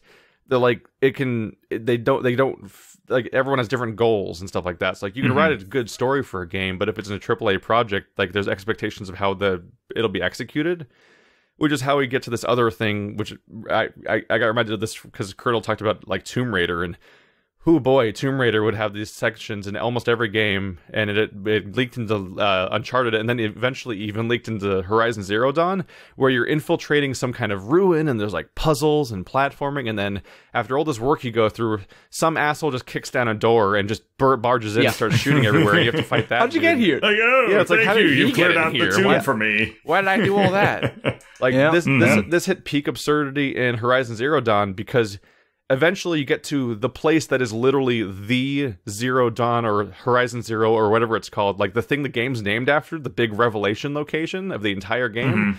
And there's fucking enemies inside it. I'm like, how did you get in here? I had to do so much shit. And they put enemies in there even in that game. I'm like, God damn it. That's a classic problem. I mean, God, I've been hearing about that as a narrative issue in video games for like But the thing is, 20 years. They really don't need to do that. They're just like, you've been listening to audio logs for 30 minutes, we better make you fight 3 guys. Yeah, it kind of loses the impact when there's like 2 dudes. I'm like, just go away. Yeah. I'm like, I just fire a couple of grenades at them and they're dead, and then I go back to listening to audio logs for the rest of the episode. Yeah, it doesn't work at all. And it's a mandatory quest of a like critically acclaimed game, and I'm like, no one brings this stuff up. Yeah, I was actively complaining about it, but I also kind of didn't care because it was my late night game, and I'm like, I've already seen the depth and breadth of combat in this game, so like, forcing me to fight stuff at this point would just be kind of, especially forcing you to fight humans. Yeah, something that literally never changes over the course of the game. You fight humans in the first camp, same as the humans in the last camp, just more hit points. They become weirdly headshot resistant over time. Yeah, but never sneak attack. Bush murder was always 100 completely like effective. There's a really weird problem where at the beginning of the game you could just headshot every human enemy from stealth, and then later in the game you could headshot them and they'd be like, "Oh, what was that?" And then the entire game always what the fuck? Bugs me. You could always explode the tanks on their backs, though. That was the real winner. Ran into that in Fallout 3, where by the end of the game, I was like headshotting everybody. I was like, why won't you fucking die? This used to work. And then I've been really blown away by how clumsy some of the story in Zero Dawn has been. Like, I understand the revelations about... That's what I've heard from everybody who's played it, is that, like, it wows you with a really good first impression, but then, like, the details are just, like, so... Like, they miss you. And it's like a little hit and miss where, like, I can understand the idea of going into a tomb and having the revelations about the past of the world. Like, that stuff more or less works for me, especially, like, the place I'm talking about that is the game's named after. Like, I'm like, okay, this is actually, like, a neat section. But there's other parts where, like, at the very beginning of the game, in the prologue section, you have your first bad thing happen. That's the inciting incident of the story. And they establish a villain in that scene. And then you never see that villain again for most of the game, or even practically ever hear him mentioned. Then out of nowhere, you infiltrate a camp, and then you literally get into his room, and his armor set up along the wall, like some sort of weird evil lair. And all scattered around the room in a circle are audio logs of him recording about how much of a lunatic, how much like a crazy zealot he is. How should I be evil today? Yeah, like it's just like here's like 6 audio logs about how evil this guy is, and I'm like, what the fuck is this story? It was super jarring for me because I didn't. I found the audio logs before I found his armor because I like came from a different angle, and he's like talking about like eschewing all comfort because you know it'll make him weak, so he starts laying on the floor, and then his wife joins him, how much he loves his wife, and I'm like, why am I just listening to some random like hardcore dude talk about his life? And then I saw the armor, and I'm like, at that point you kind of have to walk it back to even figure out who it is because you haven't seen him for the entire game. Like, oh, that's the guy that cut my neck a little bit once. The only like reference to him is just one of the characters talking about him a little bit, and you're like, wait, you know that guy? And he's just like, no, I don't. And then Horizon Zero Dawn relies very heavily on, I hope you remember names. You're not going to see these characters interact with them until probably the scene where you fight them, maybe. You got to go over there and kill Sarge. Yeah. Fuck Sarge. Yeah, Sarge is a bad dude. For me, the best part of the story, there's mainly 2 parts of the story I like. One is the actual thing the game's named after is like an interesting, crazy sci-fi concept, and piecing together over the course of the game, especially trying to theorize what it's going to turn out to mean, is fun for me because it's really crazy. And going full high concept sci-fi in my head is like that's a fun space to be in. And the other one is Errand, a side character that's in a bunch of the main missions for a while. Oh yeah, but then he just goes away. And like, no, come back. Everyone's boring now. Yeah, it's really different from everybody else, yeah. It's got a bit of the GTA problem where its main story, instead of being a linear sequence of events, is like 2 or 3 parallel branches. Much like in GTA, you'll have different characters you're getting jobs from that are different letters on the map and stuff like that. And so that means that for huge chunks of the game, certain characters will disappear because they're only in their specific branch and none of the other branches, because they can't be. And so, like, if you like a character, they're just going to not be there for any part besides that specific section that they're in, because they can't have overlap between these different pieces. And some of the branches just aren't as interesting, and they don't pull their weight. And sometimes it's not even entirely clear why it's a mandatory mission versus a side mission. So it makes the story feel weirdly unfocused. And like the only time it feels focused is when you get to any of the weird bunkers that are like, here's what went down in the old world. And they're like, oh, I get why we're doing this now. That's a really hard problem to solve. I can't really think of an open world game that with side quests that hasn't solved that, of a focused main storyline. It is a problem, but it's also sort of a feature if you think about it. It's like The Witcher 3 was one of the ones that's actually really weirdly clever. Because it was super like I don't even know what to call it. Like, it was so strict about the idea of what a mandatory mission was. Like, Witcher 3 was like, every time you get to a new region, the mandatory like main missions were just whatever steps were needed to find out where Ciri went next, because that was your main quest. Yeah. So literally, so the biggest, grandest, most important missions throughout the game that had huge character moments but didn't involve looking for Ciri were all side missions. Yep. Like, literally, totally you miss 70% of what seems like the main story if you just play the main missions. But it has a great definition of what a main mission is, because it's like, your whole goal is to find Ciri. You've now found where she went next. You should go there next if you want to continue the main story, and then everything else counts as side stuff. But, spoilers, most of your friends will probably die if you don't do any of their side missions. Like, there's so much shit going down in the side content. Yeah, it's fine. But it's also the best part of the game. And go. Oh, yeah, like, the main mission is just your selfish quest to find Ciri, whereas every other mission is, like, potentially world-shattering events and all the side missions. It's incredible. A really cool system. Yeah. I think The Witcher 3, if you do the main quest, you're not gonna get... It's not The Witcher 3. The side quests have to be there. This is, like, 3 or 4 that are just incredible. They're phenomenal. Like, can't think of... Yeah, it's just incredible characters, character development... I played, was it Witcher 2 first? And that, I could not get into it. Like, and then I heard later on that that's kind of a more problematic one to enter the series in. Yeah. Because, like, the tone of it's kind of all over the chart. On 1 directly. Yeah. But the interesting thing about 3 is that my understanding is that there was the books first. And then they're like, we're going to make it a video game. How do we fix the part where nobody's read the books? He's got amnesia. So Witcher 1 and 2 is like a standalone story where he's got amnesia and stuff like that. But the whole point of the ending of 2, my understanding, is that he's supposed to get his memories back, which is how he remembers Ciri, and that's what instigates the entirety of Witcher 3 happening, which means you can totally just start with 3. Because it becomes a different story, because he's kind of a different character because of the state his mind is in. I think the problem with The Witcher 2 was more that it was structured much more linear in regards to the main quest. It's much more busy in the main quest. The combat sucked. Oh my god! If you can't handle, so bad in Witcher 2.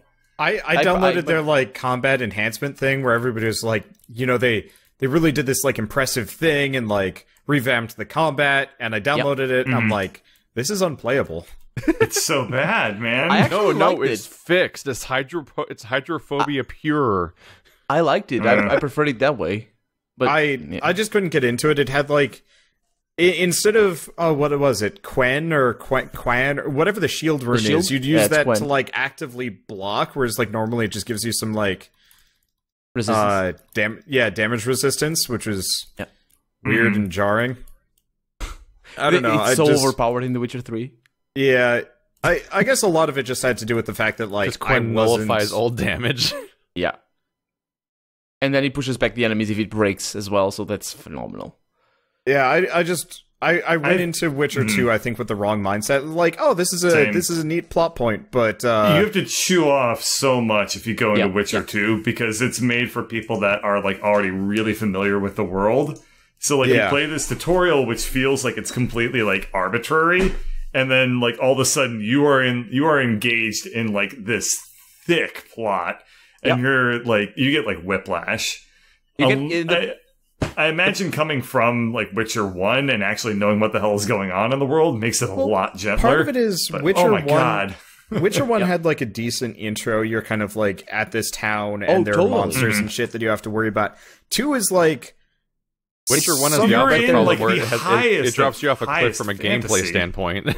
Yeah, it's true. Like, Witcher 1's story is like, oh yeah, I get what's going on, fight the demons or whatever, but then like you get into your first fight, I'm like, oh god, what's happening on the screen? What is that? Yeah, I had to crank it down. I had to crank it down to easy because it was a bit messy. Because you had to do potions because like it was weird. Like Witcher 3 is just like vaguely like your standard like lock-on combat action RPG. Yep. Yeah, Witcher 1 was kind of a nightmare to look at, and like, what about this do? What am I doing? Did you know that The Witcher 1 uses the same Neverwinter Nights engine? Yep, that's true. Aurora engine. That's why it's more of a strategy game. That's supposed to be sort of a That's strategy. an old engine. It is, but That's an I old think they game did a great now. job Witcher with it. 1, it's like 10 years old. Yeah. Yeah, exactly. that 10 old? years old. I think it's damn. 2007. Exactly. I guess I didn't find Still, it as... Neverwinter Nights is like older than that. 2003, I believe. Neverwinter Nights was old when Witcher 1 came out. Oh yeah. Yeah, 4 years. But the graphical fidelity, that was the big jump. It was around the Xbox era. Just the, Witcher with you realize how old Witcher is when you look up images of it and they're in 4:3. Yeah. Oh, yeah. Yeah. Pre-HD, man. Oh boy. Good times. But so... I guess my problem with Witcher 2 is, like, you have this, like, really good intro sequence, and then it just dumps you off in a town. And... Yeah, and, like, you're just, like, immediately chucked into, like, this high, like, political intrigue almost type of plot. And it's like, I don't know who the fuck anyone is. Yeah. Like the Lodge, you get introduced to new sorceresses that you haven't seen even if you play the first and then game. you immediately sleep with them. That was a bit of a rude awakening for Was young Shell me. with you? Oh. No. Oh, I think that I would actually have been really fucking funny if Shell was... You I should think play I- Are you talking about when you find like the gray-haired sorceress and that's like bathing when you first find her and then you end up sleeping with her like after the quest? are we talking Witcher 1, This is 2, two. or I'm 3? thinking, Okay, I was talking about 3. because that happens in 1, where you sleep with... Yeah, practically everybody. Listen, Was it the Geralt's a redheaded? horn dog. Yeah. Oh, the you sleep redhead, with somebody Abigail. within the first half hour. I think it was the redhead you sleep with. Oh, the Triss. Yeah. That's true. yeah, you sleep with her real soon into that one. And then I think It's you could in also the sleep prologue. with, like, another witch. And it was weird. And I was, like... I think I knew Shell at the time, but I hadn't, like... started You dating hadn't her at this courted her. point. So, yeah. So, I didn't have to worry about that exactly. But I was playing it in my dorm, and I'm just like, I gotta stop. And then you get a car. I'm playing this for the story, I swear. Witcher 3 actually has a trap waiting for you if you try to Commander Shepard it and sleep with every possible character. Oh, Where, yeah. like, because you eventually sort of get with a certain woman by the end of the game based on what stuff you were doing throughout it. And if you sleep with everybody, then it can go poorly for you because they talk to each other. And they all find out. I didn't find out playing, but then I saw a video where it showed, well, it was clickbait, but it explains why. Oh, yeah. And, for those that have I guess that's a seen constant that, problem for people. This got brought up during the Persona 5 stuff where people were like, I got spoiled by sidebar videos. And, like, I guess if you're watching Let's Plays or watching anything about any video game ever, like, you get spammed The with, like, titles will stuff about that gives away every spoiler just like looking at the sidebar. Yeah, actually, I That take care that made not me to realize spoil I never anything. look. I'm like, Yeah. Else is you never watch any Let's Plays anymore, so there's that. I do watch Let's Plays, and also clicking on my own videos just in general, like, will also lead to stuff being suggested to me based on those, including my own videos. But I just realized I'm like, this idea of being spoiled by the sidebar is like foreign to me because I realized I just never look at it. It's just like it's like advertising in the real world where, like, you learn to just start filtering things out because it's not the thing you're there for. Doesn't Witcher 2 immediately open with a shot of some character's ass? Yes. Yep. That's Triss. Yeah, Triss's ass. You just finished sleeping with her. Nice. Oh yeah, I had Meanwhile, totally forgotten Witcher about 3 the, like, opens siege. with Geralt with like a lobster on his junk. Also nice. It's a weird spider nightmare. Yeah, that's true. But there's also ass as well in The Witcher 3. Yeah, That's now good. that I think of it. But it's not Triss's. Oh. I think The Witcher was always a game I felt that, not for its own benefit, tried to show that it was mature because of sex. It didn't need that, but I think that was always one of the conscious decisions that the design teams of all the 3 games. That happened with Metro, the second one, and it was painfully awkward. Or Mafia There's this 2. one scene in Metro Last Light where this character that you do end up sleeping with kisses the camera. And it's a first-person game, so it's like they're trying to kiss you, but it's like so weird looking and creepy. And like the worst part is that they can't, it's not a physical camera, so they can't show like the lips actually like hitting anything. So And it just she like just sticks her stops. uncanny right in your valley. Yeah, she just sticks her face like kind of really close to the viewing plane and then stops moving. And then I'm Doesn't like, Far Cry 3 do the same thing as well? I don't know, man. Oh yeah. Far Cry 3 has God, it a was sex so scene weird. in it from the first person perspective, and it's bonkers. Oh, and the end. Yeah, that's right. I wasn't thinking about the ending. I was thinking about the girlfriend right at the beginning of the game because she hugs the you're right. camera. And it's all, oh my god, what's this? I know that Witcher 1 and Mafia 2 both have collectible pinups, and then like Saboteur had a brothel DLC. Wow, that's artistic. Listen, video games are art. Yes. It's all for the plot, though. It's all the plots. It's all the plot. Yeah, I play Dead or Alive for the plot. Does it have plot? Actually, by 5, I can tell I think you it more about the actually plot of does. Dead or Alive than anyone should be able to. Oh, I would like to hear series about has it, but I also don't actually continuity. give a shit. it shows dedication. The Dead or Alive franchise straight up has continuity from game to game, and it expects you to know what happened in the previous ones in order to understand what happens in the later ones. It's fucking crazy. It also has an age slider. If I am not me. It just turns up the gain axing. Like, to talk about how weird Dead or Alive gets at one point, in Dead or Alive 2, like, there's two characters that are the same character because it's this one because the character gets amnesia in the story and learns a different fighting style. So he's a different playable character with a different name. That's actually kind of a nice touch. That's really cool, actually. There's a character named Hayate, but for a while he's Ein and he knows karate.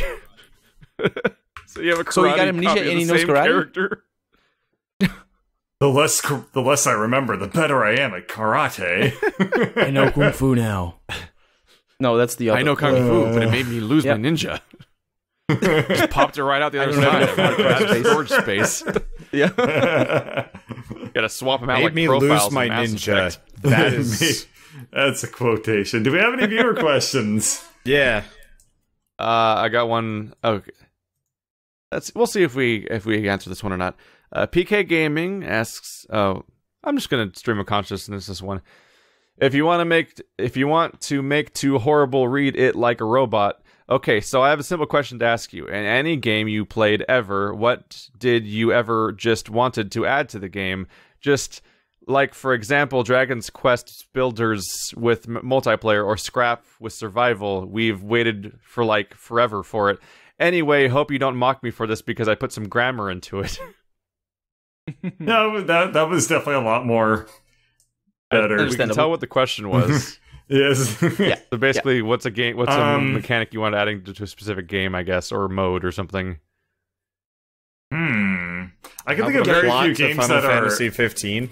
Yeah, I was gonna say I can think of very few games that are enhanced by adding mechanics. It's usually taking stuff away that ends up making it better. So I actually have an answer for this, but it already happened. Oh. So I wanted the Typing of the Dead to happen, but for rhythm games. But then Rock of the Dead happened, which is a game where you play as Neil Patrick Harris and Felicia Day, and you play Rob Zombie songs to beat a House of the Dead game, basically. Nice. Like with the Guitar Hero controllers. That's a real game that happened. I'm like, well, I guess I can't ask for this now. That sounds kind of hilarious. It's really neat. It's a very amusing game I can never Let's Play because the entire soundtrack is Rob Zombie. It's all copyright. Yeah. Yeah, that's. Just thinking about. Shoot. You know. Neil Patrick Harris, Felicia Day, and I guess Nathan Fillion. It's kind of interesting seeing where those kind of three went with their careers. I mean, Neil Patrick Harris and Nathan Fillion had already been famous, but like it always feels weird to have like Felicia Day as the third person in that group because she's more of kind of like an internet celebrity. I was gonna say it's usually more like it's nowadays it's usually more like Felicia Day and like Will Wheaton. Yeah, well, and that's the point. Patrick Oswald. For the most part, Oswald. Felicia Day has gone the route of like the Chris Hardwick, those sorts of people. Well, not even like Chris Hardwick. Like for the most part, she's just doing like internet stuff and like kind of web serials. She's not actually doing like any. Now any, she's like, in Mystery Science Theater. Oh, really? Huh. She's in the Mystery Science Theater 3000 reboot. She and Patton Oswalt are like the villain people. Yeah. I started watching it. I should definitely watch the rest of it. Anyway. I actually have an answer as well. Oh, hang on. Wander was saying something. I was just going to say, like, you know, Nathan Fillion is big and famous in like, practically everything now, and so is, well, I guess Neil Patrick Harris, maybe a little bit less so, but it's just interesting seeing... I feel like Neil Patrick Harris is, like, significantly more famous than Nathan Fillion, who is the guy from Castle and Firefly. I guess it depends on, like, what perspective you're rolling at things from, because from, like, internet... cred, but he's, like, not known in any real way, whereas, like, Neil Patrick Harris is in a lot of, like, wildly successful properties, and is a child star. Was. I think he doesn't qualify. He's still a child. Yeah, he's actually still in Dookie Howser on Netflix. Still you didn't notice? They're on season 27. Did you just call it Dookie Howser? I don't know what it's called. That would be a very different... Is his name Dookie Howser or not? No, it's Dookie, not Dookie. Oh. Yeah, Dookie is a turd, dude. Well, you know, what's the difference? Listen, I got Green Day on the mind. Dookie Howard, proctologist it's a good master. Dookie Howser. God, I was 3 years old when that show ended. I was probably all right. like, by the way, happy birthday, answer. Keith. Stop. Oh. No. Yes. Yep. Happy birthday. You reminded me. It's your fault. God damn it. I opened this podcast with food sleepies because I just got back from a meal related to that. Mm-hmm. All right, Food sleepies. So Colonel had an answer for the thing. Yes. So a game that I would like to add a feature, we actually talked about it last week, Neo Scavenger, if it had combat and not the one that it has. But that's I guess a lot of games could use multiplayer. Here's what I would say. I would add time travel to Undertale. Restart the game and not kill anybody? Life is Undertale. That is actually allowed in Undertale. No, see, what I would like to do is have it so that you go forward in time to, like 10,000 years in the future, when everyone's already dead, and then, like, you just get, like, the dead, you killed everybody anyway cutscene. Oh, like, it didn't matter. Oh, that's... Yeah. Or what if every time you did something you didn't like, you could only fast forward, but you had to, like, so if you want to go back in time, you had to do the Futurama trick where you loop all the way around? No, you can only go forward. I'll it's try just to like fix this in the next universe. You just get to skip the immediate consequences, but you have to deal with the long-term fallout. Awkward. Boy, that would be funny. You just disappear and you come back later and see if they remember. You know, I'd actually like to see that kind of the game where you're just literally running away from your fucking problems the entire time. Well, no, like Link to the Past the game style. ends very fast. Like, you know how Link to the Past works, where like you become, you switch to being Dark like, you World. know, adult Link, and the world's fucked. You mean that's not Link to the Past? Link to the Past, you do Dark World. You think of Ocarina of Time. Yeah, sorry.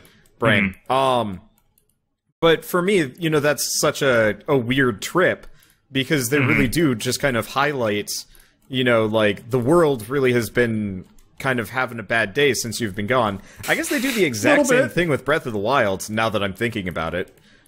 And every Zelda game since they did it in the second one. I still don't understand Ocarina of Time. It confuses the shit out of me that, like, oh, why is the solution to make him go into a pod where he does nothing for like 7 years? It's a really weird plot point to try to I never process. questioned that. Yeah, I didn't either, actually. Hey, a child Link, we need to save the world. How are we going to do that? You're going to sit here and do nothing for 7 years while everything ends around you. So I'll be like in a hyperbolic time chamber, right? Where I'm training the whole time? No, you'll be unconscious. What? There's some very interesting points that I training actually the whole time. never considered.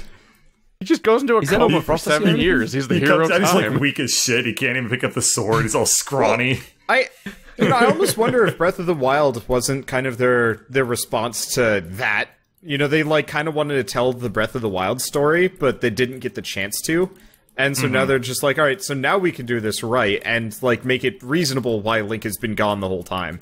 And like what happens to Hyrule when Link's not around. Which pisses me off a little bit because it's just like, does nobody else in the universe have any level of competency here? It always bugged me a little bit. It's just like... It's a video game. For me, the surprise right now about Breath of the never Wild is just the world doesn't seem so bad. Yeah. Like, oh no, Hyrule's fallen without Link to save it. And I'm like, everyone's having a chill ass time, honestly.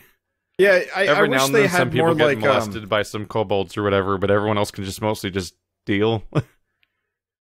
I think it would have been better if they actually had like, well, I guess they did have like burnt out towns everywhere, which I think is supposed to highlight the issue. Yeah, it showed that some places like bad stuff happened at some point, but like it's hard to feel like there's urgency when I'm wandering around this world for like 50 episodes, and it's like beautiful meadows and chill villages where everyone's having a swell time.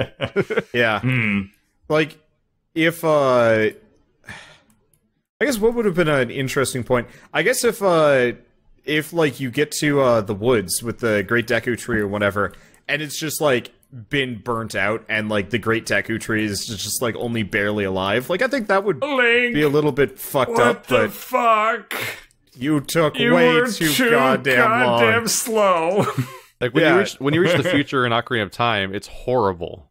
Yeah. Yeah. But when you're in the future in Breath of the Wild, it's like, sure. It's pretty. Everyone's picturing Zelda prospering, being having like, a full Link, time. where the fuck Yeah, like it are just you? really sucks for Zelda, basically, because she's thinking they're like holding Ganon for 100 years. Mm-hmm. But she's apparently doing a great job. Yeah. Give her a Yeah, promotion. but her arms get tired. Oh, wait. Eh. Her arms get tired around 102 years in. That's when you gotta step in. I don't know. It's just really like the thought of like the Deku Tree just being so furious at Link Indignant. for being slow. It's just so funny to me. I want a game like that where like it's not afraid to just be like Dead Island. There you go. You're too late. Well, Link, when did I ask for help, Link? Can you pull up on your quest map and tell me when I gave you that quest, Link? Go ahead. I'll wait. Couple hours ago. Where were you, Link? I was picking up flowers, killing chickens. Oh, beating up flowers. Gotcha. Oh, Listen, the chickens okay. got Well, angry. I'll just wait for you to deal with your chicken thing while I'm set on fire and dead. Listen, Time I've got to constraints cook in our- frozen meat. It's important. Gives you resistances. I have never played any Legend of Zelda game. Well, They're now's a good. great time to start. I'm sure it is. I need to get This one's pretty good, honestly. I need to get I've never made it past the first area of most Zelda games because I just get bored because it's so patronizing. Like, It's like 17 It's hours the of tutorials, isn't tutorial. it? yeah, Yeah. but this new game is like, hey, you're awake now. Play. yeah. Here's a couple of like short tutorial dungeons. All right, I'm dead. Bye. And they're good tutorial dungeons what? in that they just give you a mechanic and you can only beat the dungeon by doing it right, and they don't even really sit there and like and here's where you can do the ice block. Click right here. I said right. Click over here. No, not over. You can't. No, it doesn't work over there. You can't press the button over there. Come here. And like none of that stuff's happening. It's just like here's a place. You'll figure it out. And you can do them in any order. In fact, Yeah. when you first like what I love about that game, like I could spend so long in the first area because you walk out of the opening tomb where all you had to do was walk forward and climb for a second, just so that they made sure you knew that climbing existed, and then you can just do anything. Like there's 4 shrines you can do in any order. There's like something like 20 Korok seeds jammed in there to find, and I found like several different ones. There's a several ton just like immediately, Yeah. and it's just like it gives fun. you exposure to like every optional mechanic that has nothing to do with the shrines, just everywhere. Like here's an area that's too cold, and here's a boat that you can figure out how to move around. Just throw some Korok leaves around, see if you figure out what those do. Here's a cooking spot you might try doing stuff with. And then like, oh, here's a boss fight that'll spawn in the middle of this meadow if you find it. Like there's so much stuff going on that it's Dude, so I different. did not find that boss fight until I was like grinding well after the fact, and I'm just like, what? Yeah. It was such like a weird trip. Finding that one of my first episodes was such a trip compared to like freaking waking up at the beginning of Ocarina of Time and be like, listen, this is how you use a ladder. And like Yeah. it's like a Banjo-Kazooie style circle of tutorials hanging out in the opening area. You just got to go through all of them. Somebody was cool enough. You can go through here. You can't even have a real sword. somebody that was super cranky at me for like being pissy at Twilight Princess for being impatient. Like I was super impatient. I was just like, I don't want to do this. Like can I just go? And they're like, no, you have to learn how to do this exactly. And I'm just like, come on. Yeah. Like That's part of why I didn't LP the new Pokemon is because I knew I was just going to be mad. it would have been bad. Well, like, how would have you LP'd it anyway? Do you have the There are setup for it? ways. Oh. You can find ways if you really want to. I haven't yet, but you can. Wow, it's doable. Take my word for it. I'm just saying, like, every now and then we talk about how, like, we kind of want to do Shadow the Hedgehog, but it's really hard to record the platforms it's on, so maybe we use other methods to record it. Yeah, fair enough. Keith, you would not be suggesting an emulator, would you? I mean, I'm going to be totally honest. I think emulation of, like, old games that aren't being ported to modern platforms is actually totally okay. I would I'm not super iffy on stand it, for which such... is why I've never done it yet. You must respect the rights of the intellectual property holder. Although it is really funny watching, like, super best friends play emulated games and emulate them wrong, and, like, the game's glitching out the entire time, and they just commit to it, and, like, they're not fixing it. We should totally... Just think about how many games we'd be able to multiplayer together if we just fired up an emulator. Oh, God. And just said, fuck it, let's just play a bunch of SNES Let's go play that four-player GameCube Zelda game. Yeah, let's go play EVO, guys. Unfortunately, Four Swords doesn't emulate well, so that'd be a nightmare. Well, it would be hilarious. True. I mean, like, it doesn't... Well, it didn't used to launch. I don't know about now. The problem is, Four Swords requires... How would you know it didn't used to launch, thief? Dude, I have been doing emulation for years. Poor art college student, no video games. Made perfect sense. I see that we're not going to be friends anymore. Uh-huh. Harumph. Says the boy with the silver spoon in his butt. Listen, it took a while to get it in there, and it's not coming back out. I firmly placed that silver spoon up there. It took a lot of work. Yeah. Listen, those edges are a little sharp. Or big old Papa Birdie did Once you get it past the ring muscle, like, it's just, you don't want to take it back out. My parents didn't do shit for me. I shoved that. Oh, yeah. I gave it back to them. So it doesn't count. This is what I wanted for my birthday. You don't understand. I just want a house because all my friends have houses. Like the next step up from the rich girl, we're like, everyone else is getting a car. When I was in college, I was messing around with emulation because I had a lot of friends that, like, knew the ins and outs. So I jailbroke my Wii and, like, had every game, and that was kind of fun to mess around with. And then I, got into emulating games on my PC. And Four Swords, the reason why it doesn't work that well is because it's meant to be played with multiple Game Boy Advances as controllers. It wasn't just like Gauntlet where you could plug in 4 controllers. It was like you had to have Game Boy Advances plugged in through a special proprietary cord that were like hard to get your hands on. To emulate. Yeah, so I'm not entirely sure if it's possible. They might have found a workaround at this point, but like at the time, it was just like, yeah, fuck this. As a programmer, I was just like listening along, and you were saying like multiple like GameCubes or whatever. I was like, that's not too bad. But then you said proprietary cable, and I was like, never mind. Yeah, possible. Yeah, it wasn't like a USB. It was this like weird thing. In the world of proprietary, before there was Apple, there was Nintendo. Once you say proprietary, it just leaps up in difficulty so much. I wonder if you could just mod that part out of the game itself instead of trying to trick it into thinking it has it. But that's like way harder because you need to put in like special code in your emulator to like detect like I'm running this ROM, therefore we're gonna like put it into this mode, which is like really, really difficult. Because you can't. I mean, I guess you could have somebody hack the ROM, but that's not really emulating anymore. That's just philosophically whatever. Yeah, but what if you double hacked it? What the fuck? I never thought of that. You need to unlock that skill. It's not first level. You need to do prestige at hacking. Become the double hacker. I need to put on 2 Nintendo Power Gloves, one on each hand. One is over the other. And then you do like this weird cross hand thing where you're like hacking like this. Bird. You can't see what I'm doing right now, but I'm like typing on my forearms. Speaking of, Bird, you should talk about Double King. You want me to talk about it? You all watched it. It's your thing. You found it. Okay, fair enough. I've seen it. This will be the last thing we talk about, I guess. Yeah. But okay.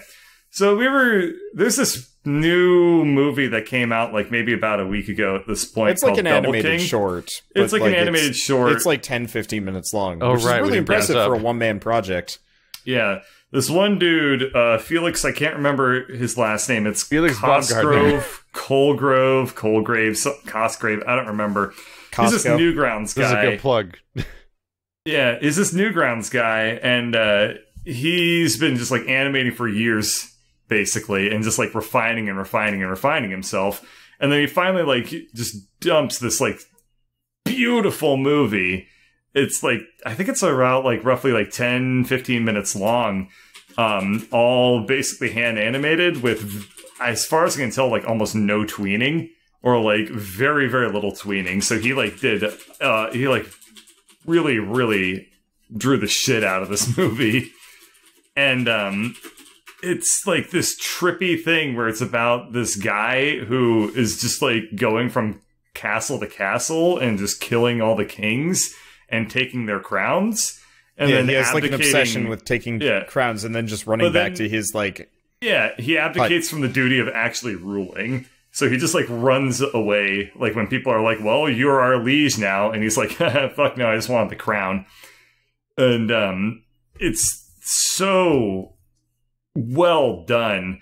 Like, I watched it and I thought to myself, "There's no way I'm gonna like this," but then the music like hooks you in really quickly because it's like it reminds me of like one of those old Monty Python skits.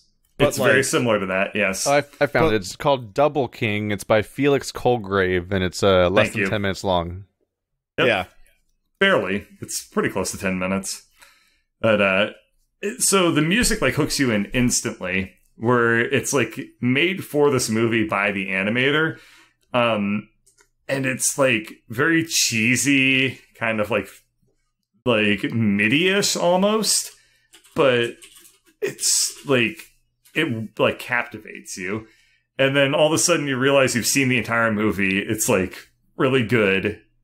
And you're just like, I had no idea I would watch like this weird trippy LSD feeling like thing. It does look very special. It is. But it's so worth watching. And then the funny thing is that like it seems like this really trippy like Yellow Submarine styled thing, and you think like, it's on drugs or whatever. So I went on his website and somebody asked him like, how many drugs do you do per day when you like animate? The guy got super upset about this. Oh, but he answers. To be fair, like I totally understand like why you get mad about that. Somebody asked me like, what do I take to be creative? And I was just like, what the fuck do you mean? They're like, drugs, and I'm like, the fuck is that? No, this is all me. So he answers with like this really sarcastic question where he basically says like, I do this really hard drug called coffee or something. That he just is like super like, he was like, I derive my talent from like myself, and he doesn't it doesn't come from drugs, which like totally for a lot of people, like Wander was saying, like it undersells the work that you put in to imply like you only did this because you were high. It suggests that your brain couldn't do this on its own because you literally needed to do chemical supplements like this way that somebody uses steroids. Yeah, so for a lot of people, that's actually like a really insulting thing to say to them. So naturally, I say that to everyone that I get a chance to say it to. I find that you can take it as insulting, but you can take it as flattering as well, I guess. They don't. well, everybody takes it their own way, but, it can be considered flattering, right? I mean, you did something that's so great or so trippy that people assume you're more... You can definitely becomes common to see like sarcastic reactions to comments. Like if you ever finish any Hot Diggity Demon episode, it always ends with the episode itself being like, "What the fuck did I just watch?" Just to cut you off on saying exactly that against every video he ever makes. I have not seen a Hot Diggity Demon animation in a while. Is he still around? Huh. He's doing a review series now, like every animator does. Yeah, they'll become reviewers or let's players. Well, yeah, part of the problem is it's hard to make money on YouTube. It's impossible. For an animator, especially. Yeah. I mean, they even change like the way that they like pay people out, and then Fox in Like, Space is still streaming every day. 4 hours of animating. Dear Lord. Well, Dear that's Lord. slightly different because what they're doing is they're kind of they're I'm just talking about the capitalizing. absurdity of the fact like we covered one episode of that series so long ago, and he's still making the next one. Like that's how hard it is to do shit on like animation on YouTube. Like that's not a profitable thing for YouTube. No, not at all. I need to find some alternate revenue. It used to be. It used to be profitable, but then they changed the payouts so that it was based off of something To make us possible. different. Yeah, it actually did start to favor LPers over animators, just like the way that they did either search reviews or payouts or something. Well, I think So part of it is everyone switched over. part of it is also like search rankings favor LPers now, as Yes, opposed that's to what like happened. That was a big part of it. back in like the early days of YouTube, you could put out a video and it would get seen no matter what. Now, since the site is starting to fill up, or I guess has filled up substantially, and there's all this content out there, you can't just put out an animation and assume people are going to see it. It doesn't work that way anymore, which kind of sucks because there's a lot of good shit out there that just nobody sees because it's. Yep. But Felix, my God, Double King is cool. I heard that he, every song that you hear, not only did he made it to be exactly the length you hear it in the movie. So, a lot of people were like, man, can you hear an extended soundtrack? And he was like, no, it doesn't exist. But that builds up to the greater point of the fact that the timing of this movie is incredible. His comedic timing is like spot on the entire movie, but then just like the music timing, like everything, it's a fascinating video. I mean, I showed it to Lady Bird who hates like trippy stuff, and she was like, that was awesome. So well done. It does look really trippy. It's a little bit more noteworthy than Pikachu on acid. Oh my God, that was a thing. Mind explaining said thing? That's just trippy for trippy's sake. We're just random. Fair enough. Mm-hmm. You just were talking about it which is as a though decent it chunk was of like, animation. It's old. It's old. I just never. I'm surprised. Yeah, it's like from the days of YouTube when YouTube was horrible. I was big into like only Newgrounds, 4 years old. like know. the like Halo. There's something about X games and stuff like that. So like there's something about Halo 1, 2, the things that like Ego Raptor would put together. Yeah, You guys never saw those. I watched them a little bit, but wait, I had watched them on YouTube. Way after the fact that they were popular. Before Game Grumps, the only Ego Raptor I saw was his actual animations. Yeah. That's all he put out before. Yeah. For me, I was a huge Ego Raptor fan, so when he started putting out Let's Plays, it was bizarre because I was just like, what? Well, there's a very funny tweet by Ego Raptor from way before he started Game Grumps, which says something to the effect of, if I ever start an LP channel, shoot me. Yeah. Well, even after he started Game Grumps, anybody that suggested that he was Let's Player, he get like really pissed at them. And Yeah. I think eventually He's accepted at this point. People just yeah. change. Yeah. Like watching the first Amnesia videos ever made by PewDiePie, and talking about like how he'd never want to like overreact or anything, like do these other things. Like he's talking about specifically not doing any of the things that he does now, basically. Yeah. And, did you guys see the weird? Did you hear of the like weird PewDiePie stream thing that they did like a couple weeks ago, where they were like putting on makeup on some guy and they were like sitting around a couch for multiple hours just talking about inane shit? No, that sounds really, really fucking weird. It was really weird. I only saw it because Sir Crest was like pointing me in that direction, and I was just like, okay, I have to see like why are you reacting to this? And it was this like it was I don't even know what it was. I'm gonna have to watch this now. yeah. Something really strange was happening. Yeah, I was just bracing for more irritating drama when you said that. No. Yeah, me too. I was just like, what happened this time? Oh. I was still But, going like man. crazy. It's not like it's affecting him Well, much. yeah. Yeah. It's hard not to grow like crazy when you're at the top. Right. Well, Until you we're hit pretty the much rounded actual out here. ceiling. So, who has a poop story they want to share? All of my milk went bad in like one day, and I have no idea why. And so I went to go pour a bowl of cereal, have the cereal in the bowl, and then I start pouring the milk, and the milk comes out solid, and I'm like, oh, gross. One of those times you wish you poured the milk first. And put so Play-Doh in my milk. And so I move on to the next gallon, and it's even more solid than the next. And then the last one was not solid, and I start drinking it, and then it's sour, and I'm like, what the fuck? What? How many of these do you have? So I tend to buy milk that, has a expiration date a fair amount away, and, I try and buy like a couple gallons, because I drink it constantly.